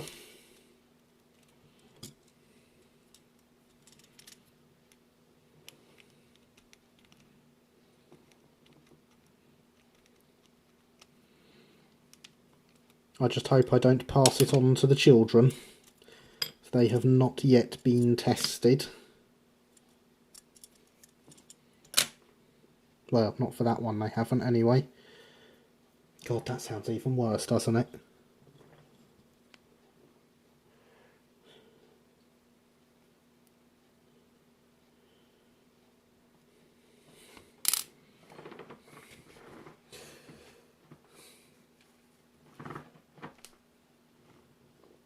Yeah.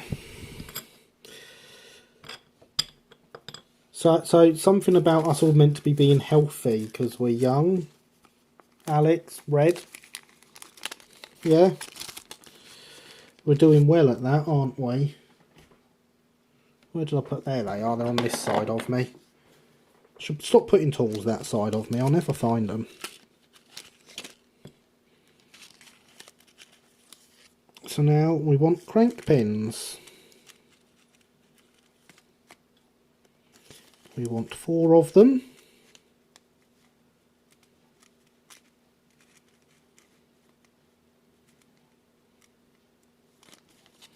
There we go.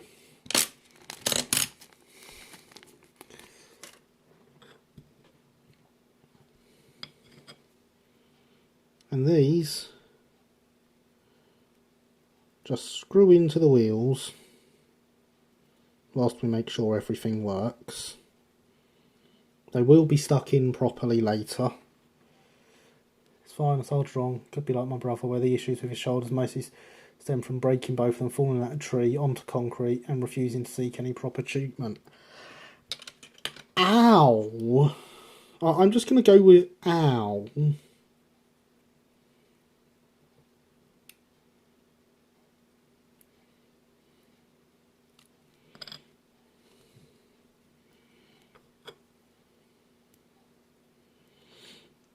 So yes, the Romford crank pins.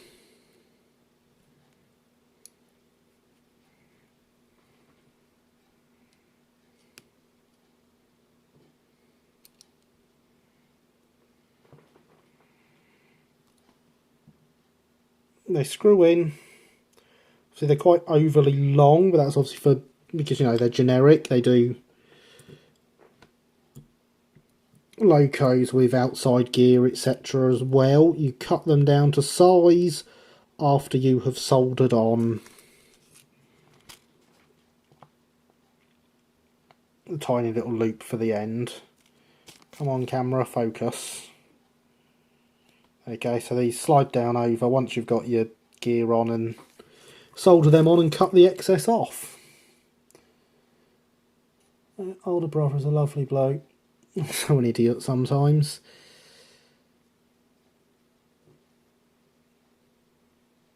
Well, I mean, I like to think I'm a lovely bloke, but I'm an idiot all the time, Red. So, grandmother's still going at 95, baking cakes and making up new recipes until the age of 93. Wow, that's impressive, James.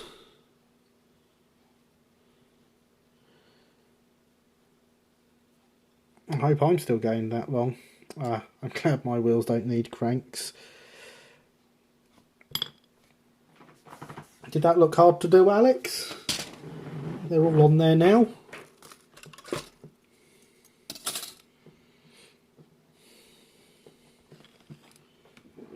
Oh no, I threw away my rubbish knife blade that I use for cutting these. Did I throw it into the rubbish box? No, it doesn't look like it. No. Damn.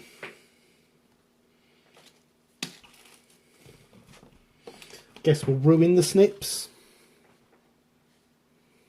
Not hard, but I don't do well with tiny things.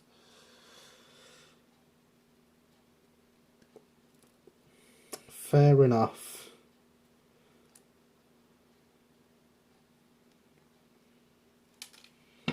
Oh no, come back. I didn't mean for you to fly over there. There we go.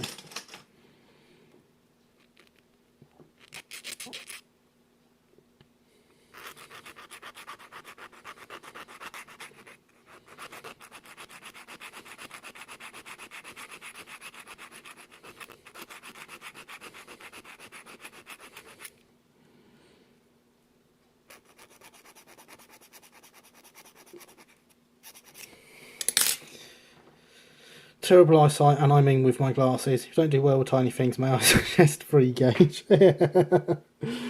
Well said, James.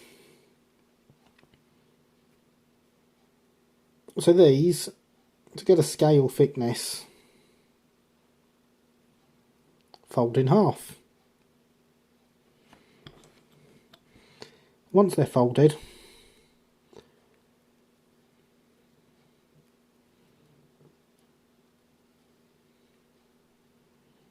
we want to make sure they fit over the pins, which they don't, and no one's surprised by that. Least of all me, because I've never had a set of these that fit over the pins.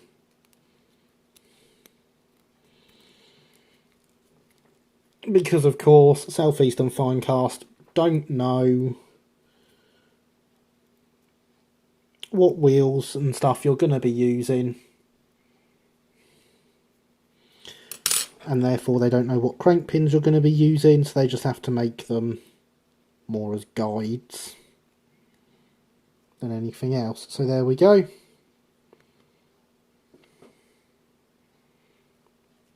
It's a bit tight at the moment, so it does need a bit more filing, but it fits. I'll tell you what, before we do that though, we're going to stick some solder in it. Let's turn the iron back up.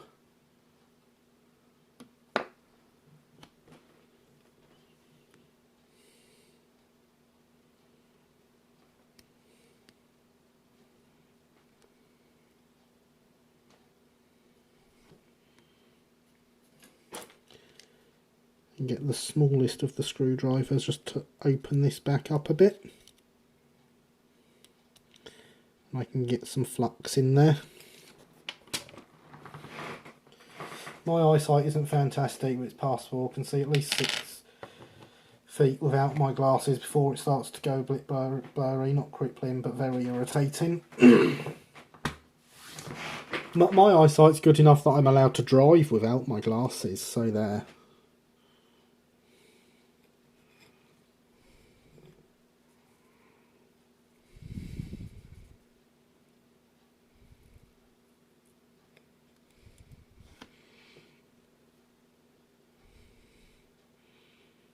Although it genuinely does feel like the world's being put into HD when I put them on, so...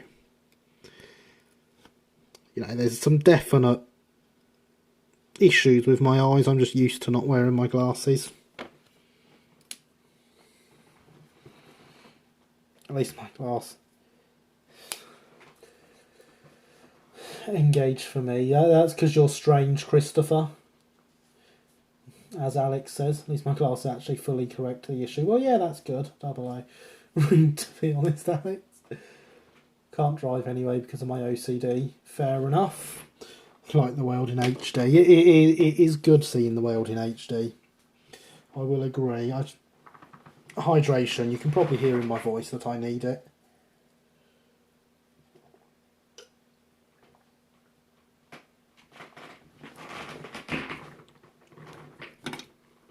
That feels better, sort of.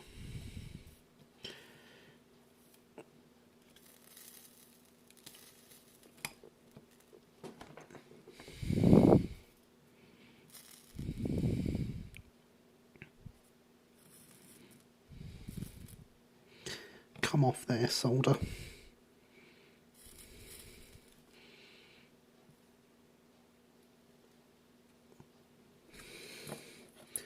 Other than that last bit, that solder flowed really nicely through there.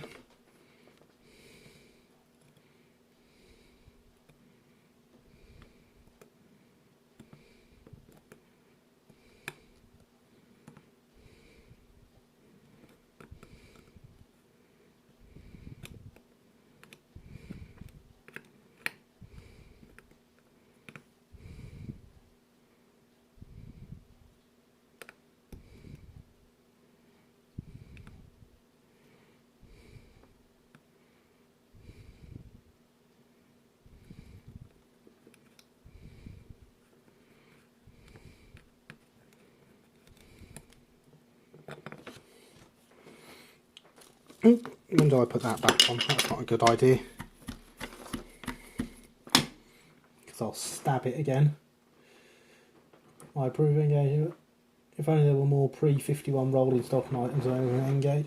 Same here, life in HD all the way. Can't drive either, apparently common with autistic people. That doesn't actually surprise me, Alex. I mean, for several reasons. I mean, of autistic people I know, most of them wouldn't want to drive.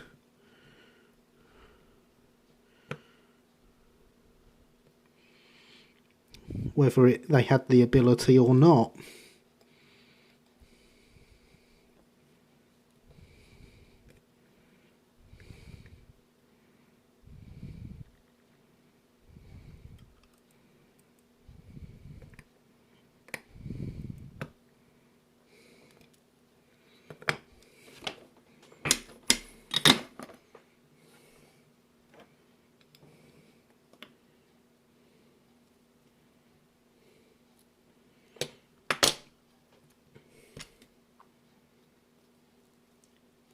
And go through this hole again, make sure there's no solder in it, because, you know, we really should have soldered it first before widening out the hole.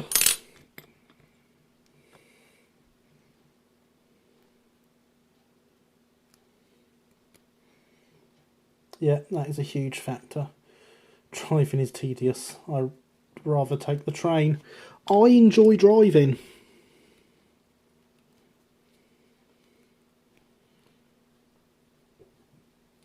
I'm also autistic, however I was allowed to take my test 3 times and being diagnosed, decided that obsessing over every minor mistake to the point of distraction is not safe. No, I can see that, Red. Can definitely see that.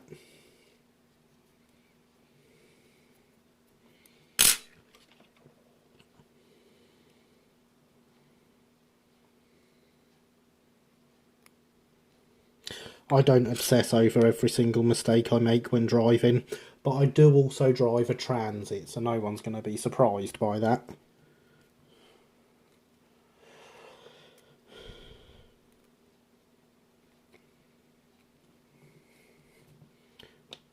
It's not white though.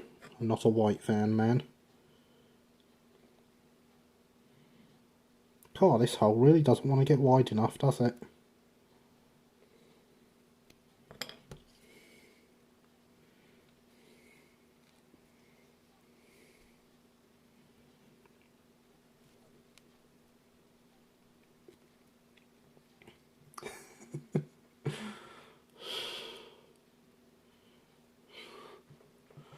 Colour of van man are you? It is red, James. I have a red van. I have, on more than one occasion, when leaving the kids in the front, come back to find my daughter sat in the driver's seat singing Postman Pat.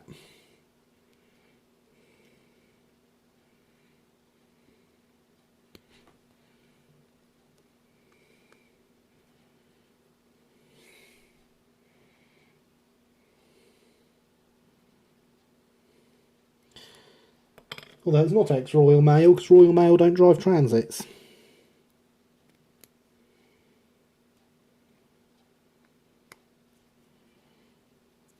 Yeah, seems to be fine to me. Anyway, I'm falling asleep in my chair, so I'm going to hit the night all. Good night, Red. Thank you for coming. It has been great to have you here. Cannot say I blame you for falling asleep, for being tired at 10 to 11 at night. So yes, it's been great to see you. Have a good sleep, sir. Your daughter has good taste. Well,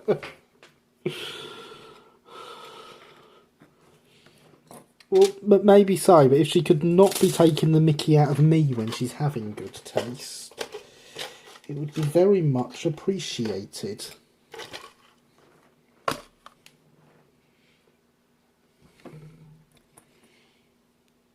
They used to, yeah, not when my vans, after they moved over to Vauxhall.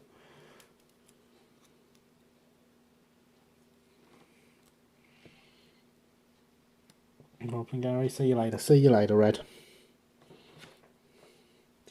Put that in there before we lose it.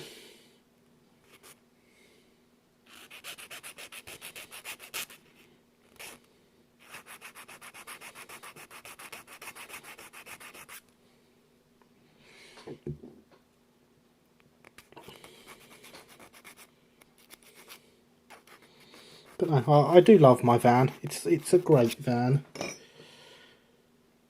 And it will live forever. 310,000 miles it's done. If it was going to break, it would have done it before now.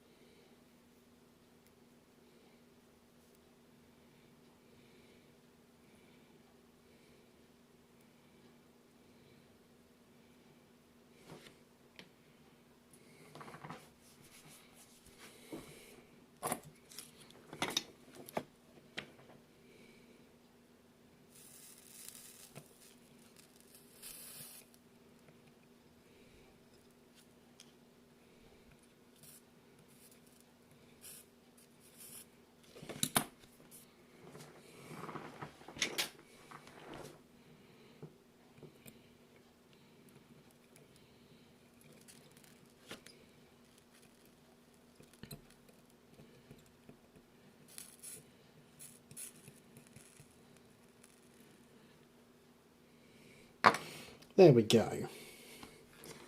So now we need to flatten that together and get the iron back on it.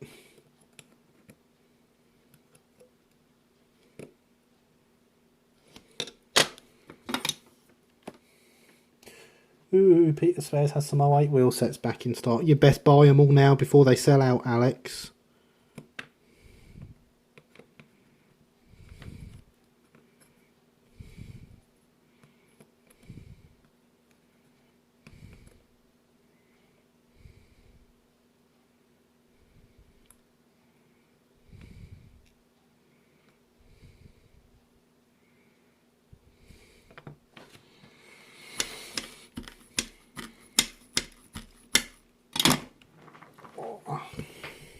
Give that a second to cool down, because that is all nicely soldered together now. Trust me, I'm on it. Good to hear it.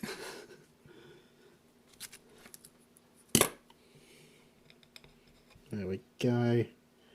Cool enough to touch. So you can see the solder in there makes no difference to the thickness of the rods.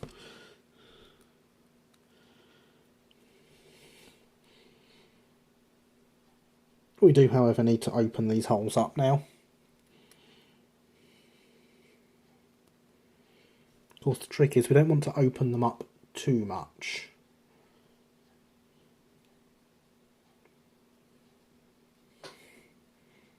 Because then they'll have too much slop on the wheels and everything will bind. And that will be bad.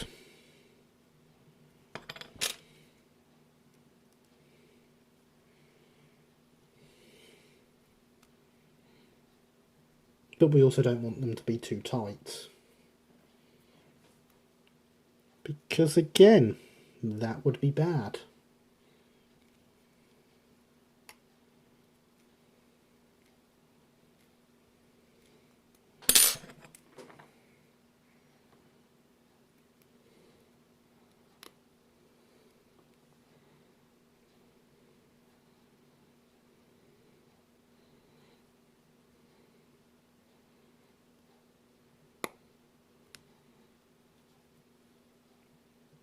There we go. I approve of things not being bad. As do I, James. You approve of the best things, James. I approve of you approving of things.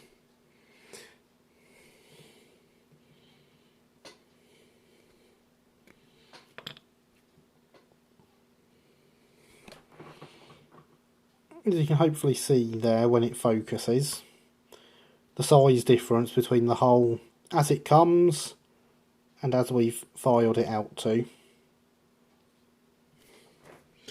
But as I say, Southeast and Finecast don't know what wheels you're going to use on these. So they need to provide the rods. I approve of your approval of my approval of the best sort of thing. Best sort of things are the best sort of things I approve of, I think. Excellent, James. Excellent. We've got 3 in stock, 2 less now. Brilliant, Alex. Good to hear it. Quite a stock. Yes, it is. But I was saying, Southeast and Finecast don't know what wheels you're going to be using. So they put the hole on there as a guide for, this is where the hole goes. And you'll need to set it up appropriately to whatever wheels you choose.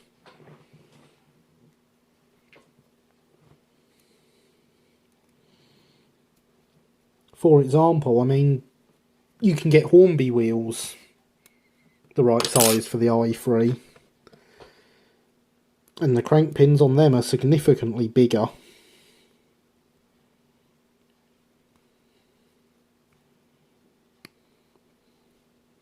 If you're wondering, drivers off the Midland compound. That seems to move round them all right.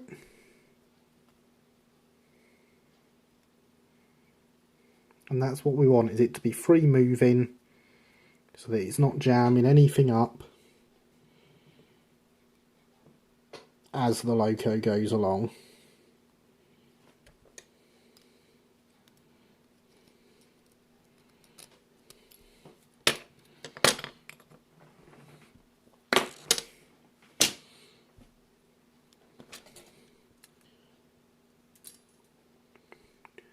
Just the one set. It is just the one set of wheels that need them.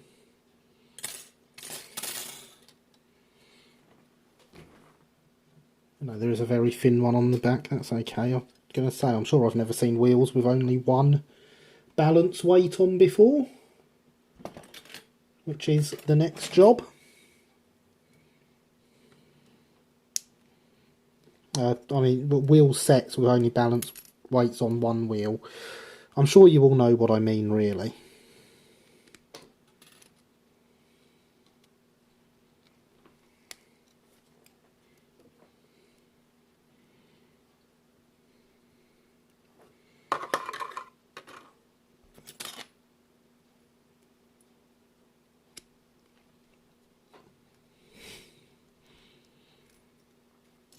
At least now I don't need to worry when I get my Samson and say, yeah, good point, Alex.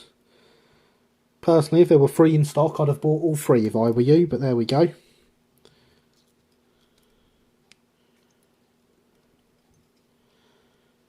2 sets, that's only enough for 1 lion.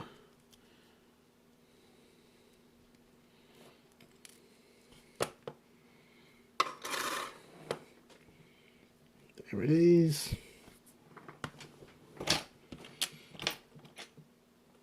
Let's lift that pin out of the flux quickly. Now it is absolutely covered.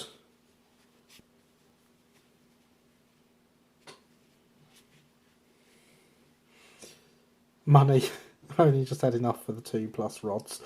Fair enough. Fair enough. Next you'll be telling me you wanted to eat as well or something. Didn't know that lions did railway modelling. Well, now you do. Need to have enough for the Gibson wheels and planet. Yep, fair enough. These excuses are worthy, I suppose. Going to put the lid back on the flux again as well.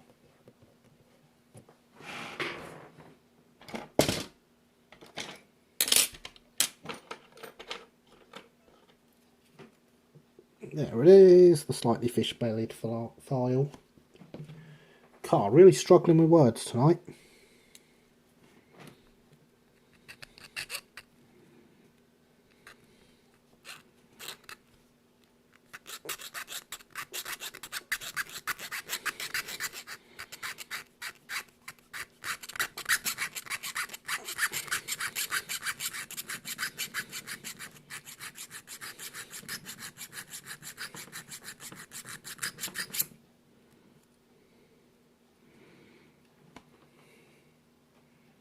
There we go, flash removed. I suppose it's still technically flash, isn't it? I wouldn't know.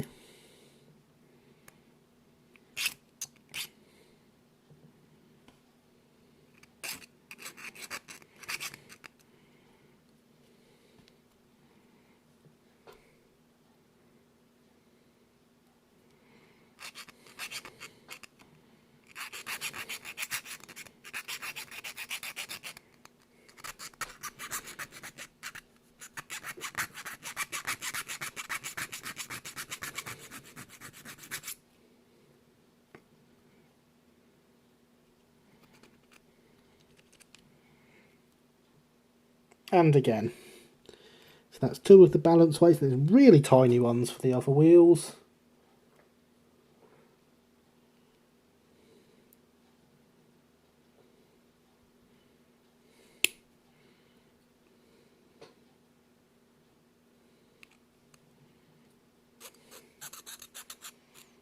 Plus I will have a lion, just the as-built version. Yep, fair enough. Do approve of lions, even though they can be a little fierce at times.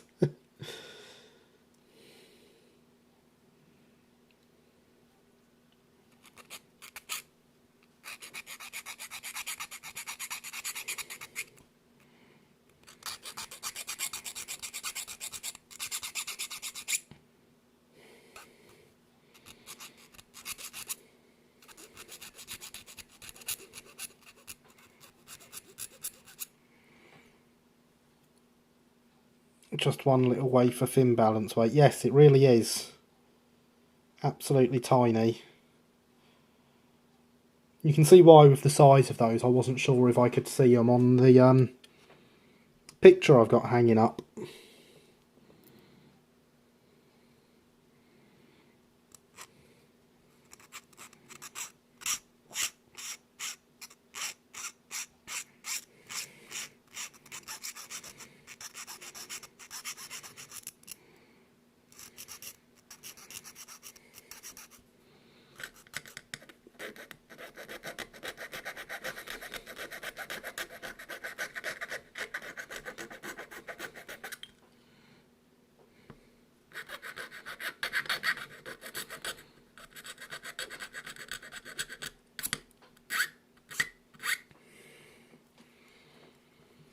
There we go. Balance weights done, and with that, hydration is very important. Mine is empty. I'm going to fill it up and then have a drink.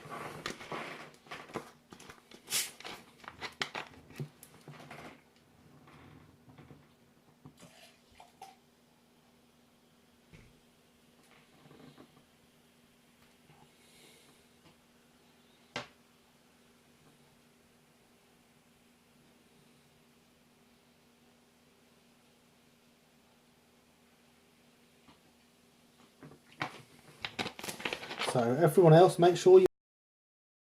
It is very important.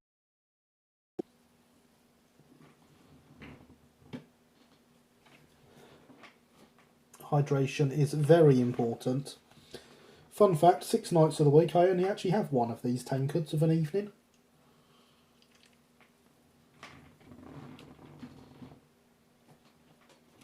Sitting here triples my liquid intake. We are having hydration lag. Yes, hydration lag.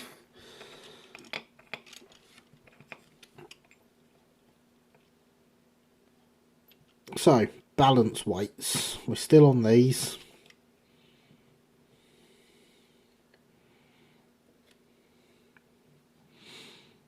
It's obviously important to make sure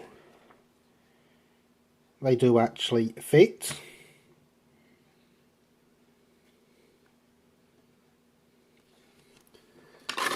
They will be stuck with the super glue.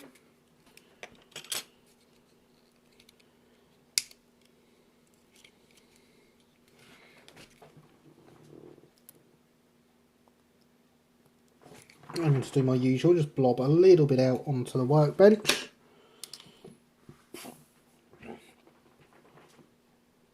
And I'm going to use the pin just to get them initially stuck on. And once we've got all 4 wheels just stuck on that little bit, we will stick them properly.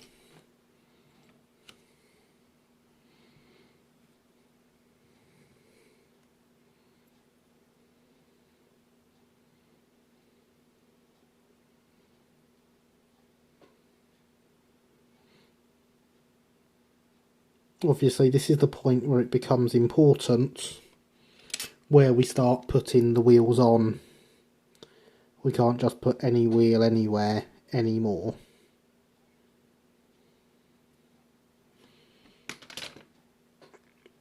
The larger balance weights are the front wheels.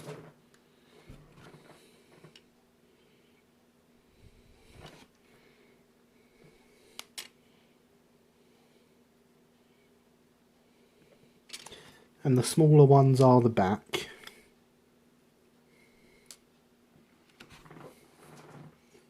I technically have enough for 3 locos. Each wheel set has 3 lots of wheels. Each loco only needs 2. Oh, that is cool. Excellent. That's brilliant, Alex. I assumed they just came as pairs. That's brilliant.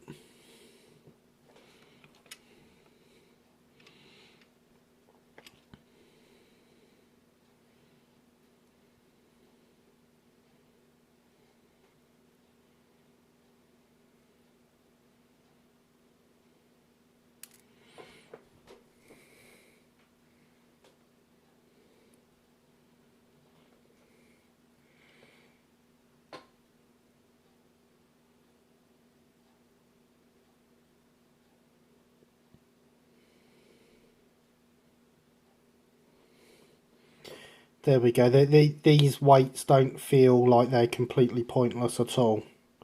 You're definitely going to notice them. Proof of etch balance weights with some Allen Gibson wheels. One is simply instructed to make them from plastic sheet using a compass cutter. The balance weights came with the kit, not the wheels.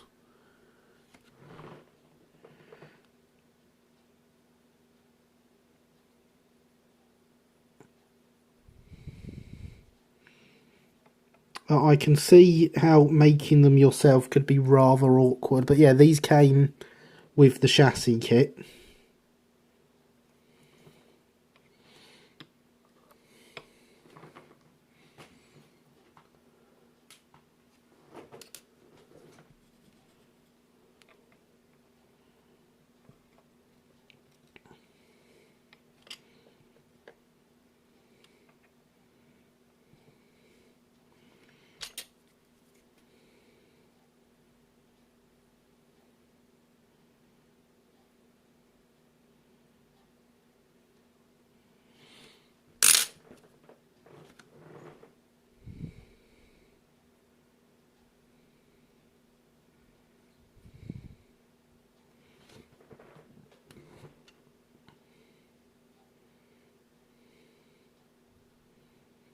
No, it's stuck to the pin.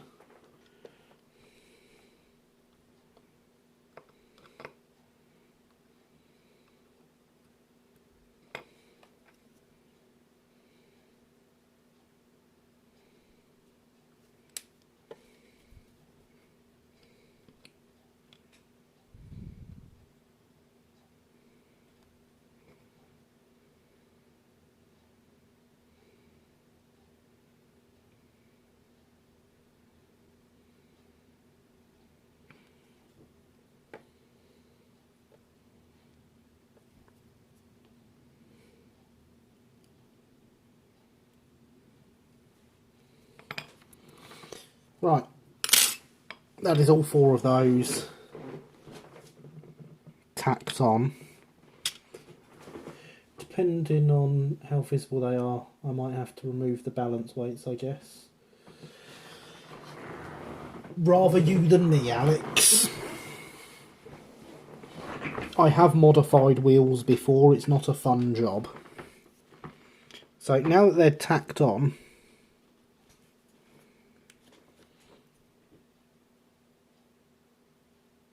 I'm going to get in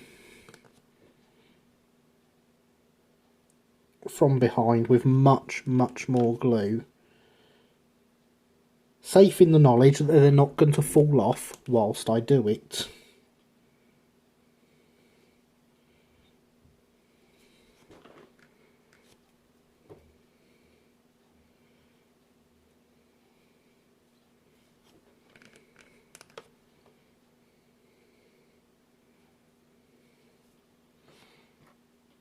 I'm going to put it that way up so that I know which ones I've done. Hopefully they won't be visible. Yeah, hopefully they won't be.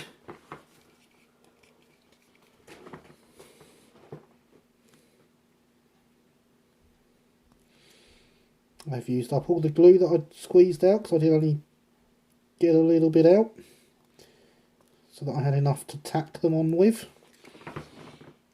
This pot is running out. Luckily I've got 2 more should we need them.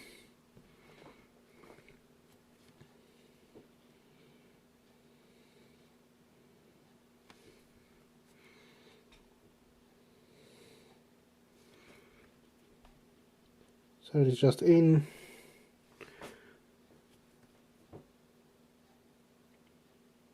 with the glue on the pin at the back of the weight. I'm doing every single spoke to make sure there really is no risk of them coming away.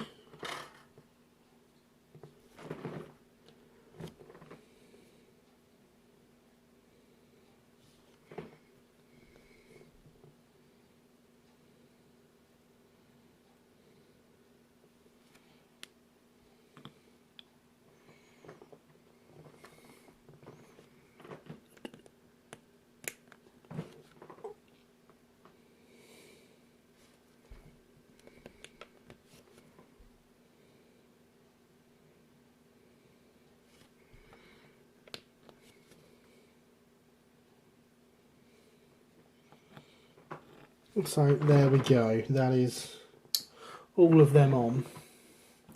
The bit shape ways the 00 Thunderbolt, you can barely see the wheels, that's an advantage, yep.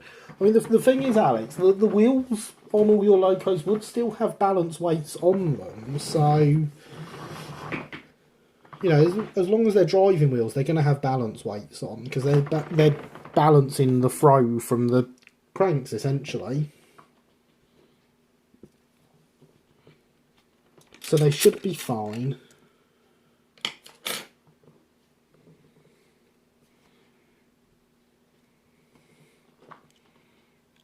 So there is our 2 little ones. Once they're painted, they're going to be oh so visible, aren't they? It's fascinating. Always assumed stupidly wheels just had weights on them. Well, they're different for every loco, of course.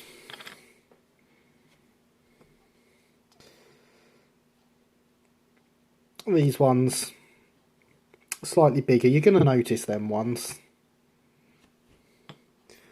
Let's get a comparison in there. Big versus little. So those little ones are going to be oh so visible once they're all painted and the same colour. At least if it was in Stroudley livery, the balance weights would at least be a different colour to the rest of the wheels, so you'd notice them. But this being an Umber loco, we don't have that privilege. What's visible? By the way, I have returneth. Welcome back, A1. I was just saying about the balance weights that we've just stuck on the bottom of these wheels. You're probably not even going to see them once the wheels are painted. The wheels and spokes, everything will all be umber, so I doubt very much you will even see the balance weights on there. But they're there, and we all know they're there. They'll probably be more visible than the brake gear, and we added that, so there we go.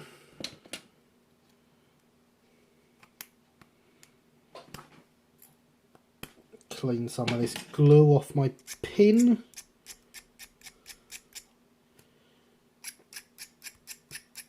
Because we can't do any soldering without that. So they now need to sit. These crank pins can go over with my couplings and stuff. Oh yes, a bag of pipes. We probably should fit the pipes at some point. Do we have any other little bits in here that we need? Nope, that looks like all the alternative bits. The only other bits we're going to need are the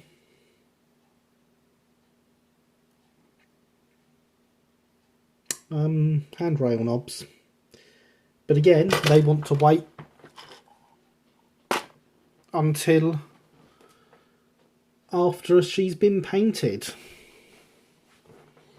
So it is 20 past 11 now. You can see you've made good progress and it's looking amazing. Thank you, A1. Much appreciated. So yes, it's 20 past 11 now, which feels a bit late to start work on motorisation. Remember I said about the roof? How I'd forget it was there and it would... Yeah. There we go, ladies and gentlemen. Predicting the future with Gary.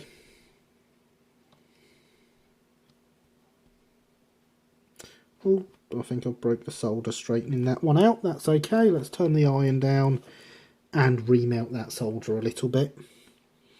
So yes, details onto the body I think is what we should go with next.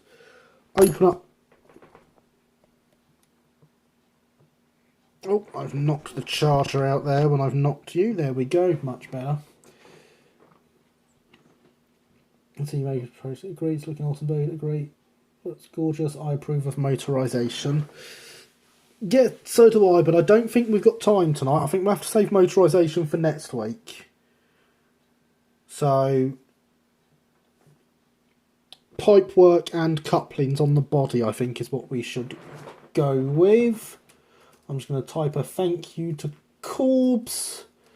See, I've saying thank you to everyone, but as Corbs doesn't have volume on, I shall type it out. So yes, I do appreciate your comments, everyone. So we're going to open out the coupling holes and add some pipe work next, because that is all stuff that is, you know, secure and it's not going to come off. Next week we'll get the chassis motorised.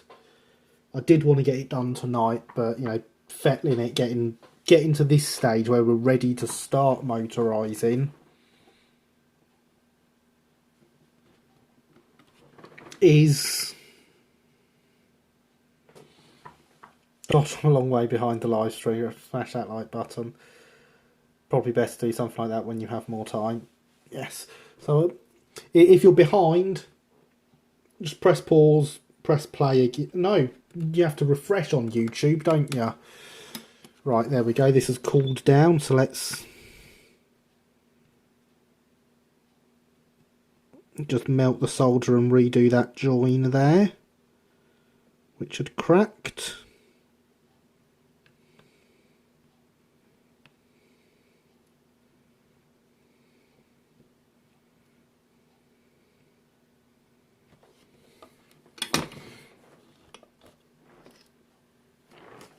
So step one for body details will be the couplings. There's my hooks that I use for testing the size of coupling holes.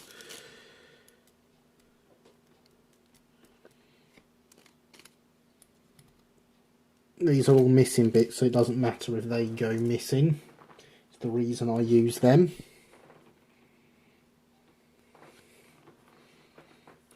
Yeah, smash that refresh button, James. So as we can see, it doesn't quite fit through the hole there. Fits enough to hold itself in place.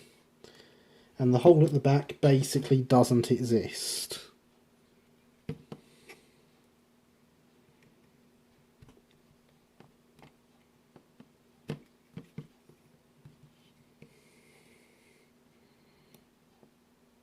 So first thing I'm going to do is slide the knife in and open up the insides of the hole, which has actually made a bit of a difference, but it's also loosened that right up. Oh yeah, I can see the solder was actually coming into the hole there. That's never good. That would explain it not fitting.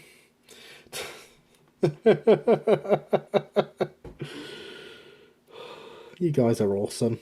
Just going to remind you all of that now.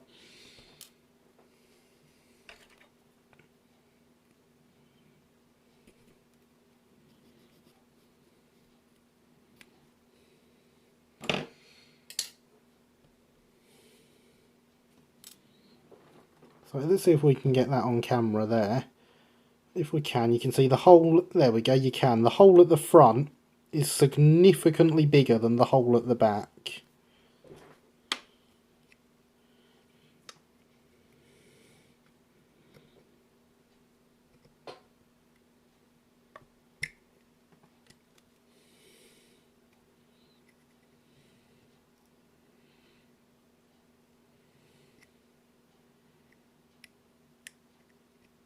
Which is why it goes in that little bit and then comes back out.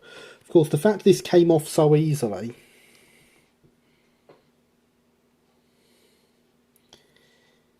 is a bad sign, because if we're taking the weight of a train on this coupling, we don't want the buffer beam to fall off.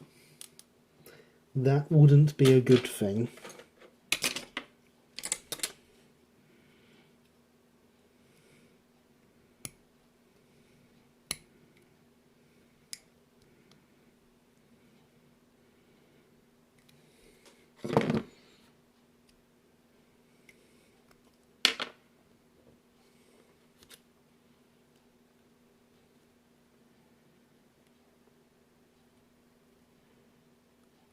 There we go, and so it was just minor adjustments, minor adjustments, minor adjustments.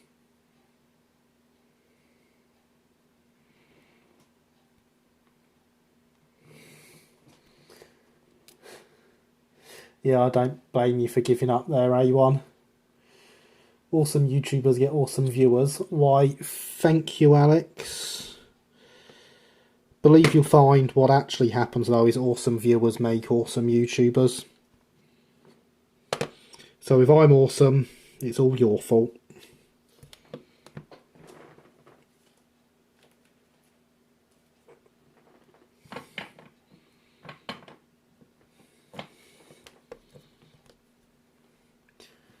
So now we just need to redo that solder. job I left the iron on, eh?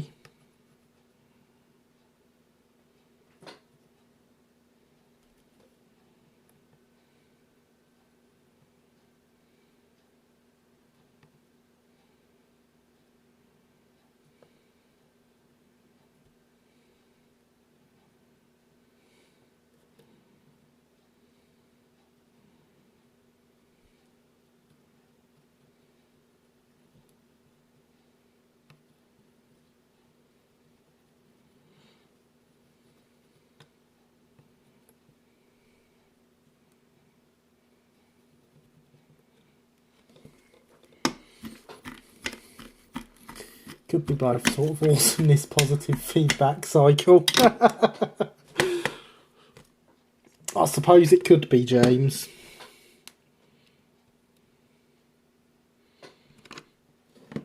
That went well.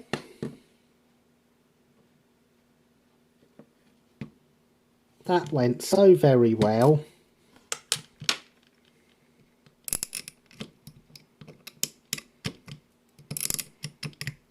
I'm glad that went so well.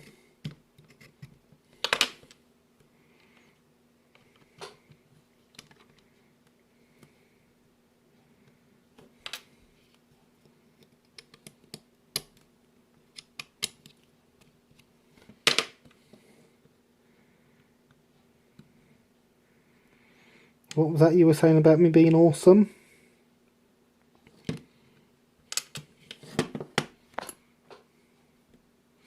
Terribly sorry we didn't realise the world wasn't ready for such an advanced chatbot.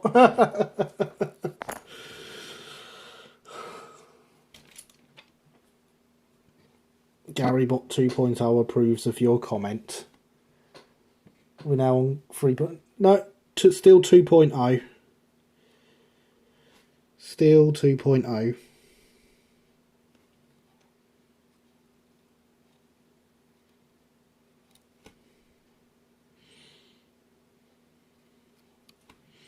I have a feeling the next version of Garybot will be a step backwards because it won't be able to like do model railways.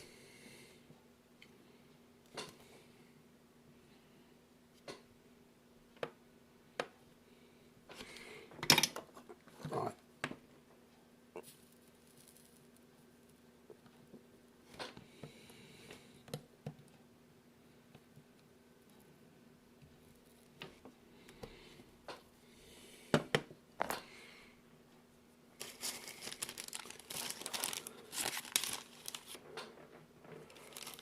Awesome, it's not the same as infallible.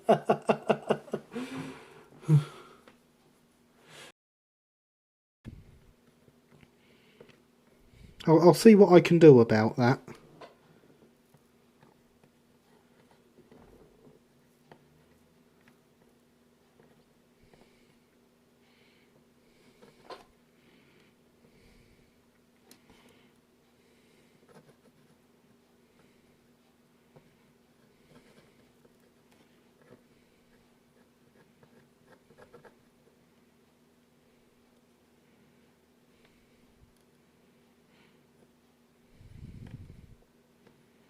I'll have a word with the manufacturer. Hopefully, that solder we've just applied has made its way down the gaps through all the flux we put on.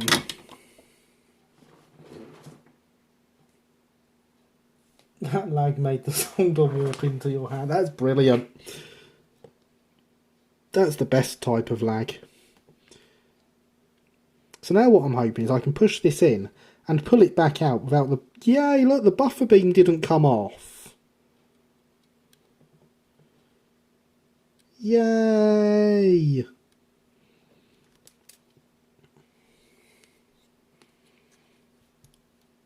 The question is, does James approve of the buffer beam staying on the locomotive? That's what we all want to know.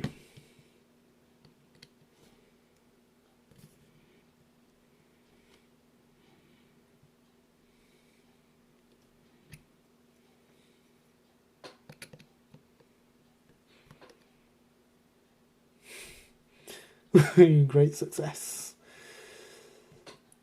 Yes, I'm happy with that success.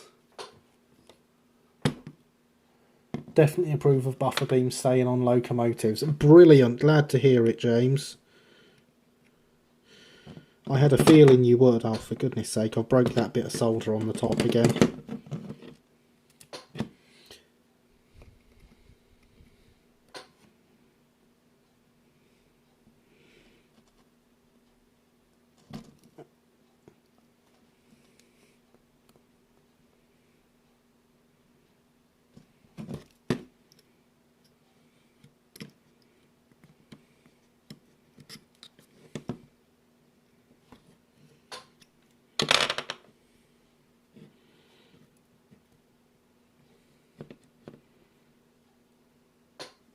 Doesn't quite fit yet. Right, Marine and Rhino painted main colours. Now I'm fully here. Well, hey, well done for painting stuff. As that's well, I've got to go. Enjoy game and good night. Good night, A1. No games here though, just modelling. You're thinking of Alex's streams again. But yes, good night. Thank you for coming. Your presence has been very much appreciated. I assume I shall speak to you at some point through the week over on Alex's streams. There's a rumour that Loco buffer beam staying on increases the performance. Don't know what madman made it up. Never heard that rumour myself. I've always heard that buffer beams are optional. Don't know who made that rumour up, Harry.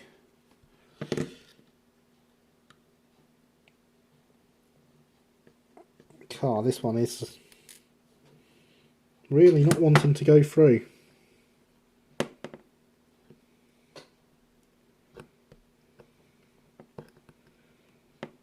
Which is a problem, because to me, the whole looks okay.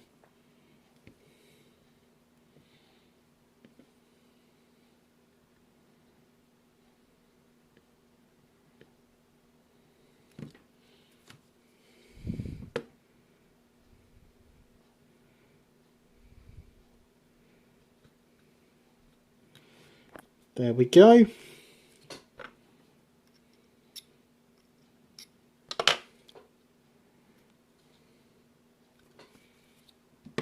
It's a bit too tight though.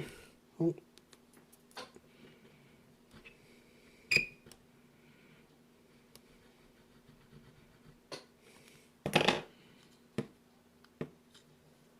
Much better.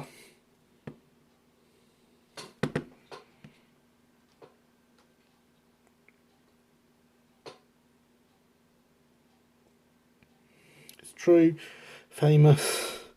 Never made up railway on Little Twitter and didn't have any buffer beams on its logo.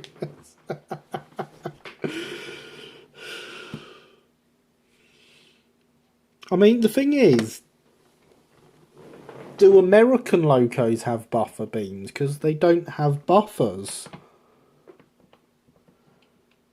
Got Percy done, just have to wait for the pickups and we'll be installing those next week and painting him. Brilliant, glad to hear it, Max.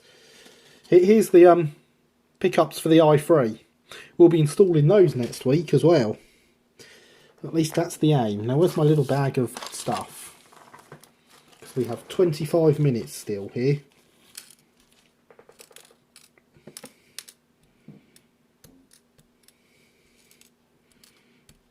So let's try and see exactly what pipe work we have.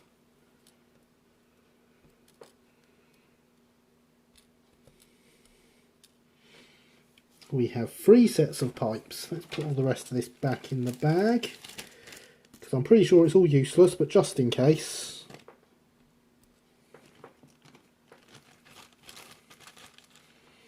Good point. Can't have buffer beams without buffers. Crazy Americans. Exactly, they are, aren't they?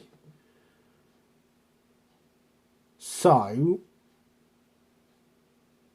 the only pipe I can see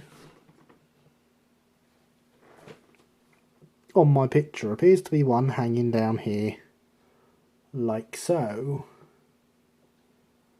I cannot see any other pipe work. Oh, look, there's even a slot in the buffer beam, it fits in.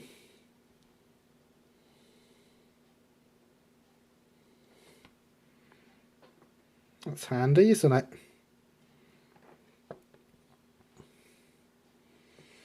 So we want to at least get those on.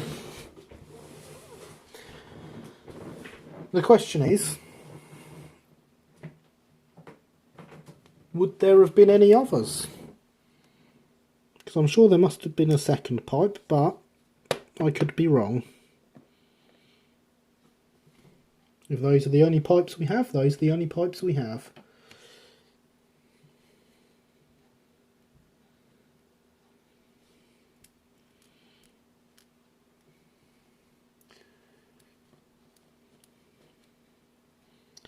We shall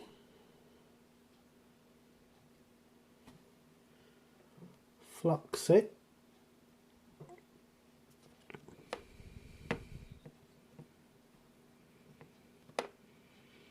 And since it can hold itself, we shall let it hold itself. Sure you want to put that on now? Looks easy to break. Yes, I am.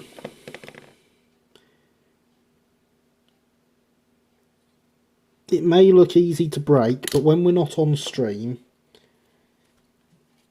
it lives in its box.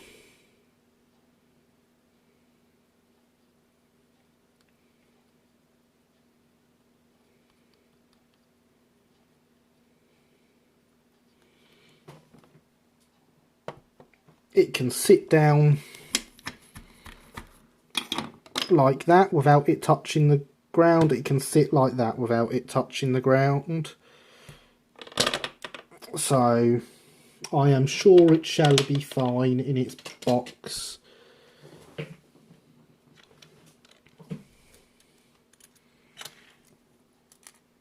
Move all those pipes over there because they seem to have no use to us.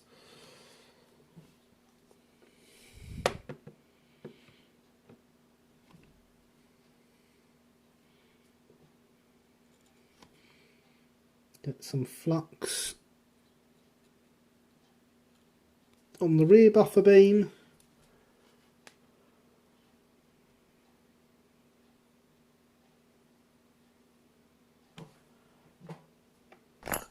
Which doesn't have a hole.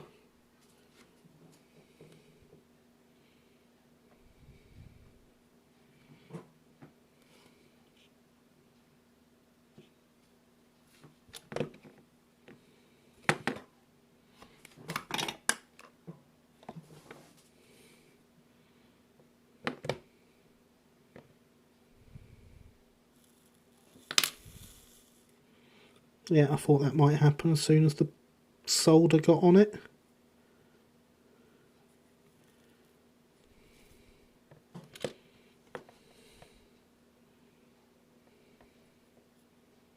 Because of course if the flux is sticking it in place, as soon as the iron gets near it and the flux evaporates, that is that.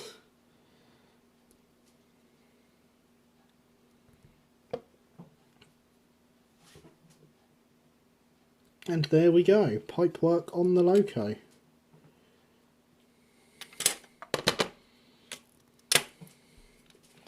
With 20 minutes to go.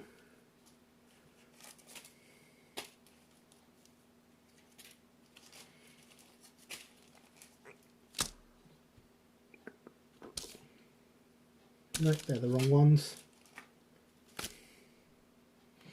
They're also the wrong ones. They're the ones. Screw link couplings. We'll put the test coupling away.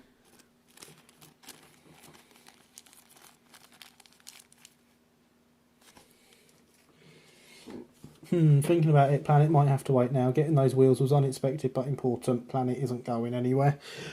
That's the logic I'd have used, Alex. Car, onto a new pack of screw links. I'm going to have to get some more of these. Can't be running out.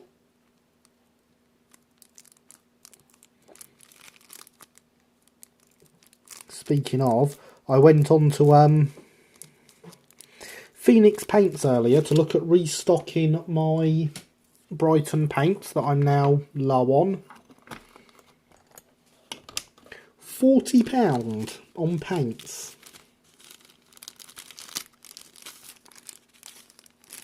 Just paints.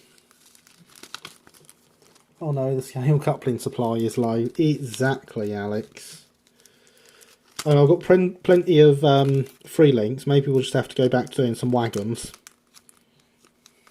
But yeah, £40 on paints. And only £7 of that was postage.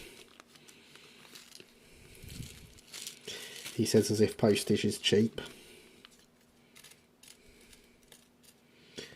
So now we need to find a spring for each side, a hook for each side, a split pin and a nail for each side, or a pin, I suppose. Put the screws away.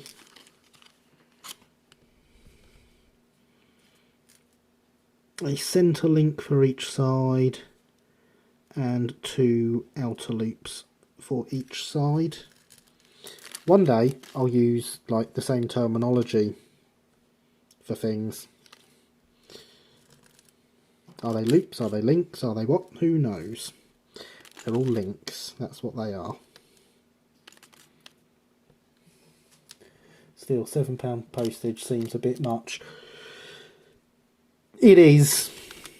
But that's because Royal Mail won't touch it, so it's got to go with couriers.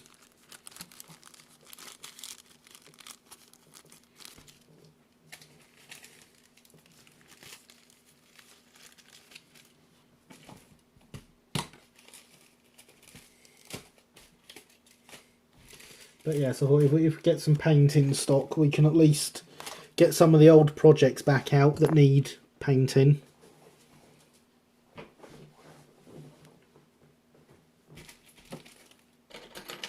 And we need our round file. So for those that don't... Oh, and we need these. And I need to bring the clamp over. So yeah, that's all it is Royal Mail won't touch enamel paints for some reason. Apparently they're dangerous.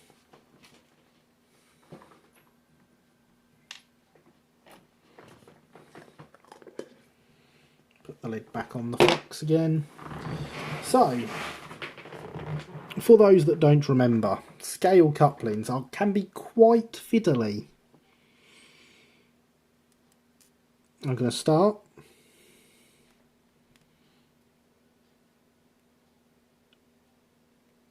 by threading the pin through the centre link. I'll stop calling them nails. I'm going to take these because the cutters on these are already knackered.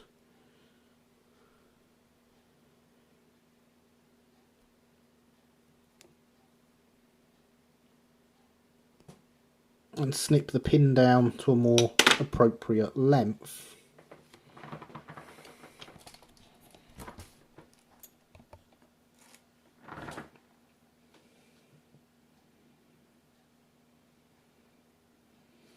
We then move over to the vise. I have put you too close to it and you're right in my way.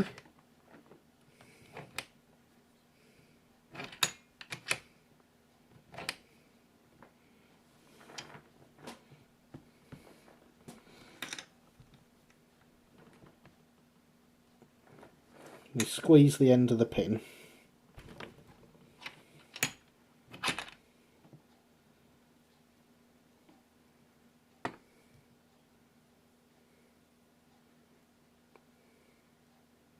Which flattens it out.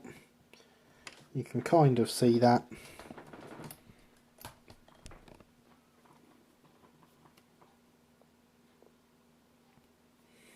There we go, it flattens it out like that so that it then can't drop back out.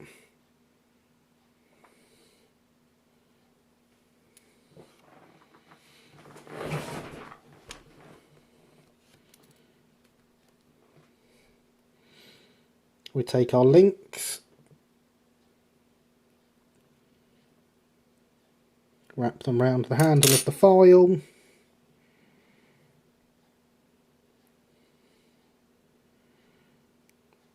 get them in position over there, and squeeze them together, preferably with like both sides going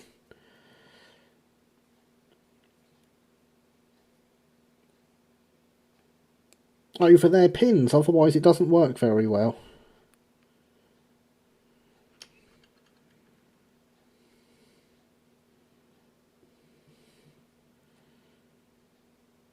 Doing things like that, that's how you have a bad day making couplings. Maybe KDs are the way to go.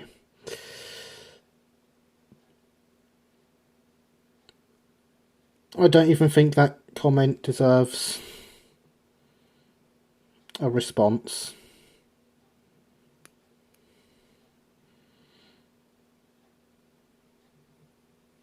Although if Corbs is still here, Corbs uses KDs.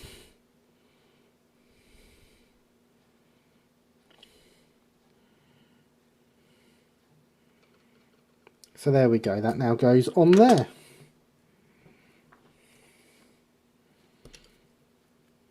We'll take the second link. We bend it round the handle, but before putting this one on,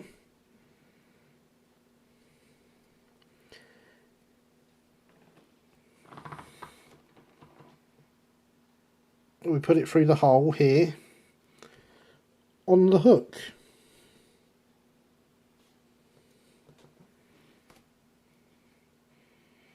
I also use KDs, no one is perfect.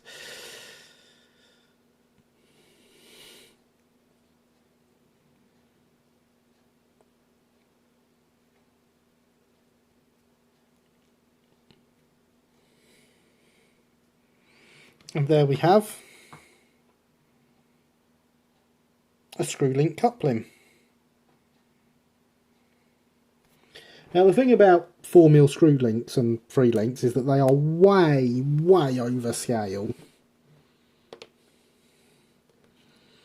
But they're still better than anything else out there, in my opinion.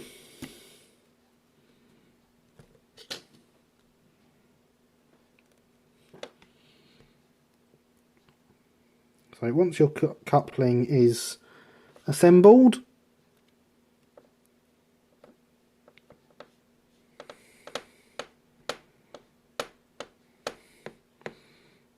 I'm sure these fit. There we go. It slides through.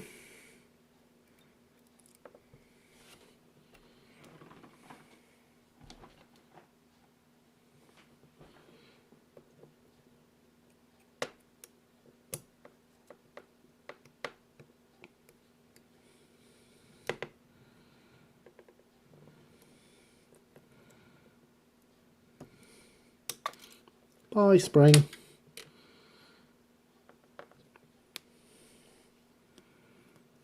Spring goes on, in case you hadn't guessed. There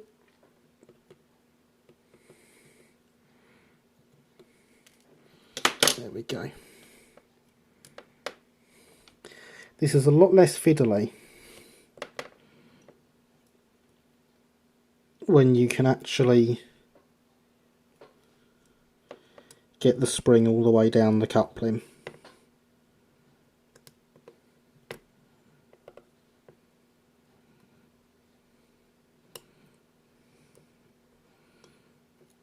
Split pin goes through the hole at the back of the hook, and there we have one coupling fitted.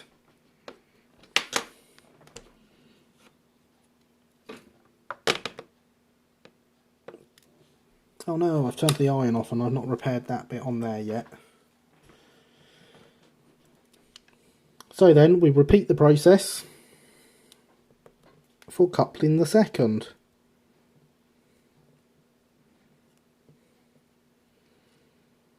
Pin goes through its link. We cut down the pin.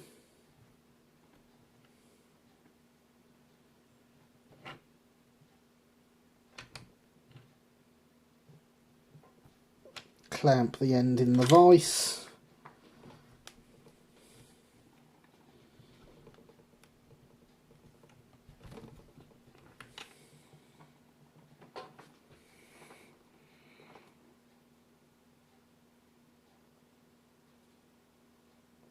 To make it nice and flat.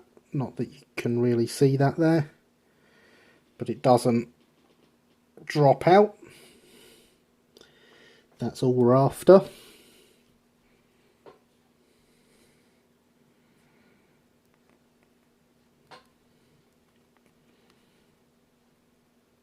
End link goes round the file.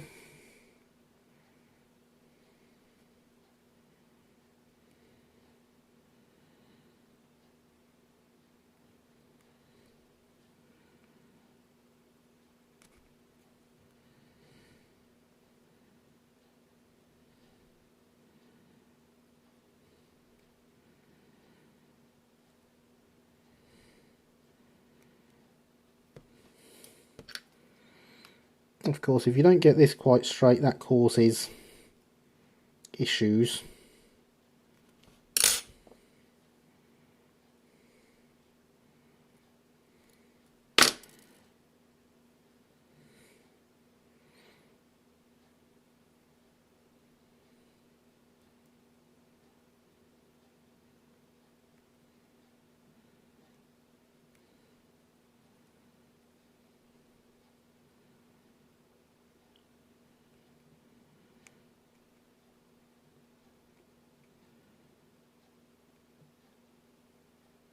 And of course the issue now is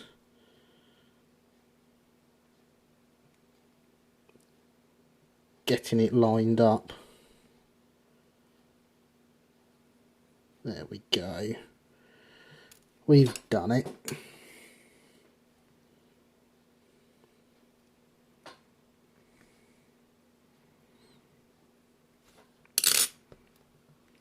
So again, we loop the second one, and that goes through the hole on the hook.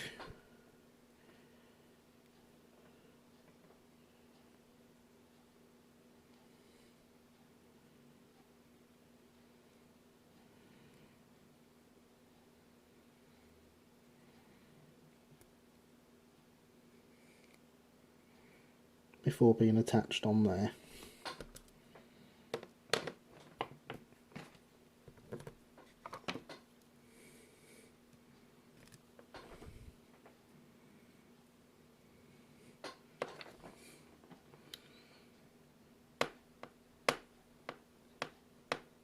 The coupling goes through the hole that they did fit through on it earlier, honest.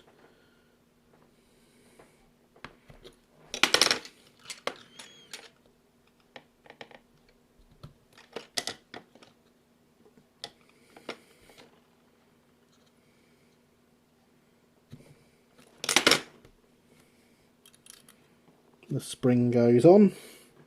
I'm going to turn this round so that I can actually see it and try and keep it on camera. Should probably move it over here if I want to keep it on camera.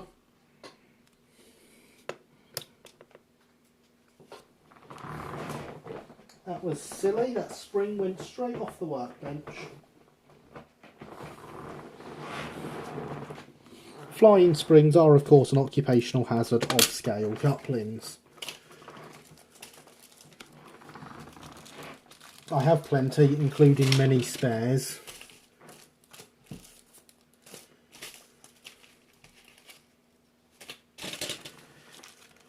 Oh well, I can't see where I've put the spares bag. Never mind, I'll get one out of here for now.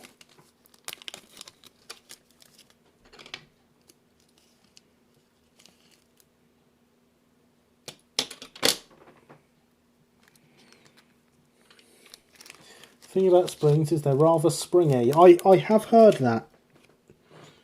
Yeah, I have heard that before. Now, when we look at the split pins, See, one leg is longer than the other.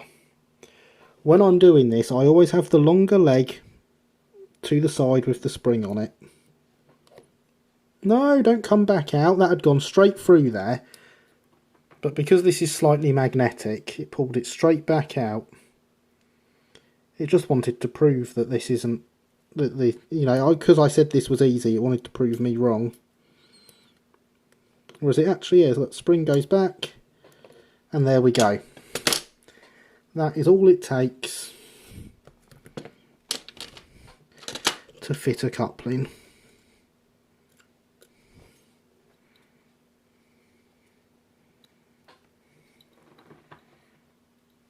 And let's be honest,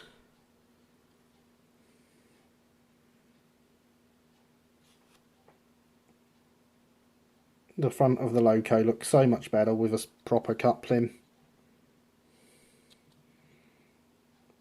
as does the rear.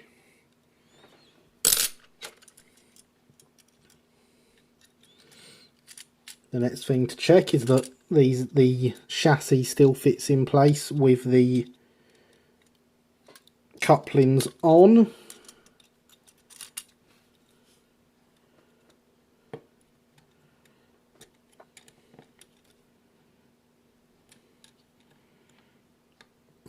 It does, but where we have soldered the pipe, we've actually made the body slightly too long, slightly too thick, so that will need a slight bit of adjustment to get the chassis to be able to sit back on.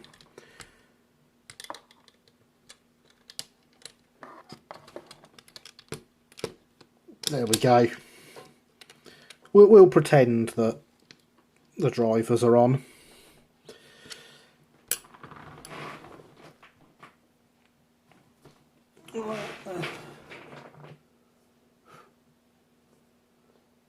Yeah, my light videos are now up to 667. Gonna have to delete something. Nice coupling. Oh, just off to editing video. We'll continue posting next week. I'll upload to Twitter sometime next week. Brilliant, Max. We're looking excellent. It's almost midnight. Where you are, it's 7 here. Legendary 402, exactly. Yes, so yes, it is indeed midnight. So that is the end for tonight. I would like to thank you all for coming. It has been absolutely wonderful. I'd like to take this chance to remind you that hydration is still very important, even after the stream finishes. So thank you very much for coming, everyone. It has been absolutely fabulous having you here. And I look forward to getting on with motorising the loco next week. Thank you for coming. And good night.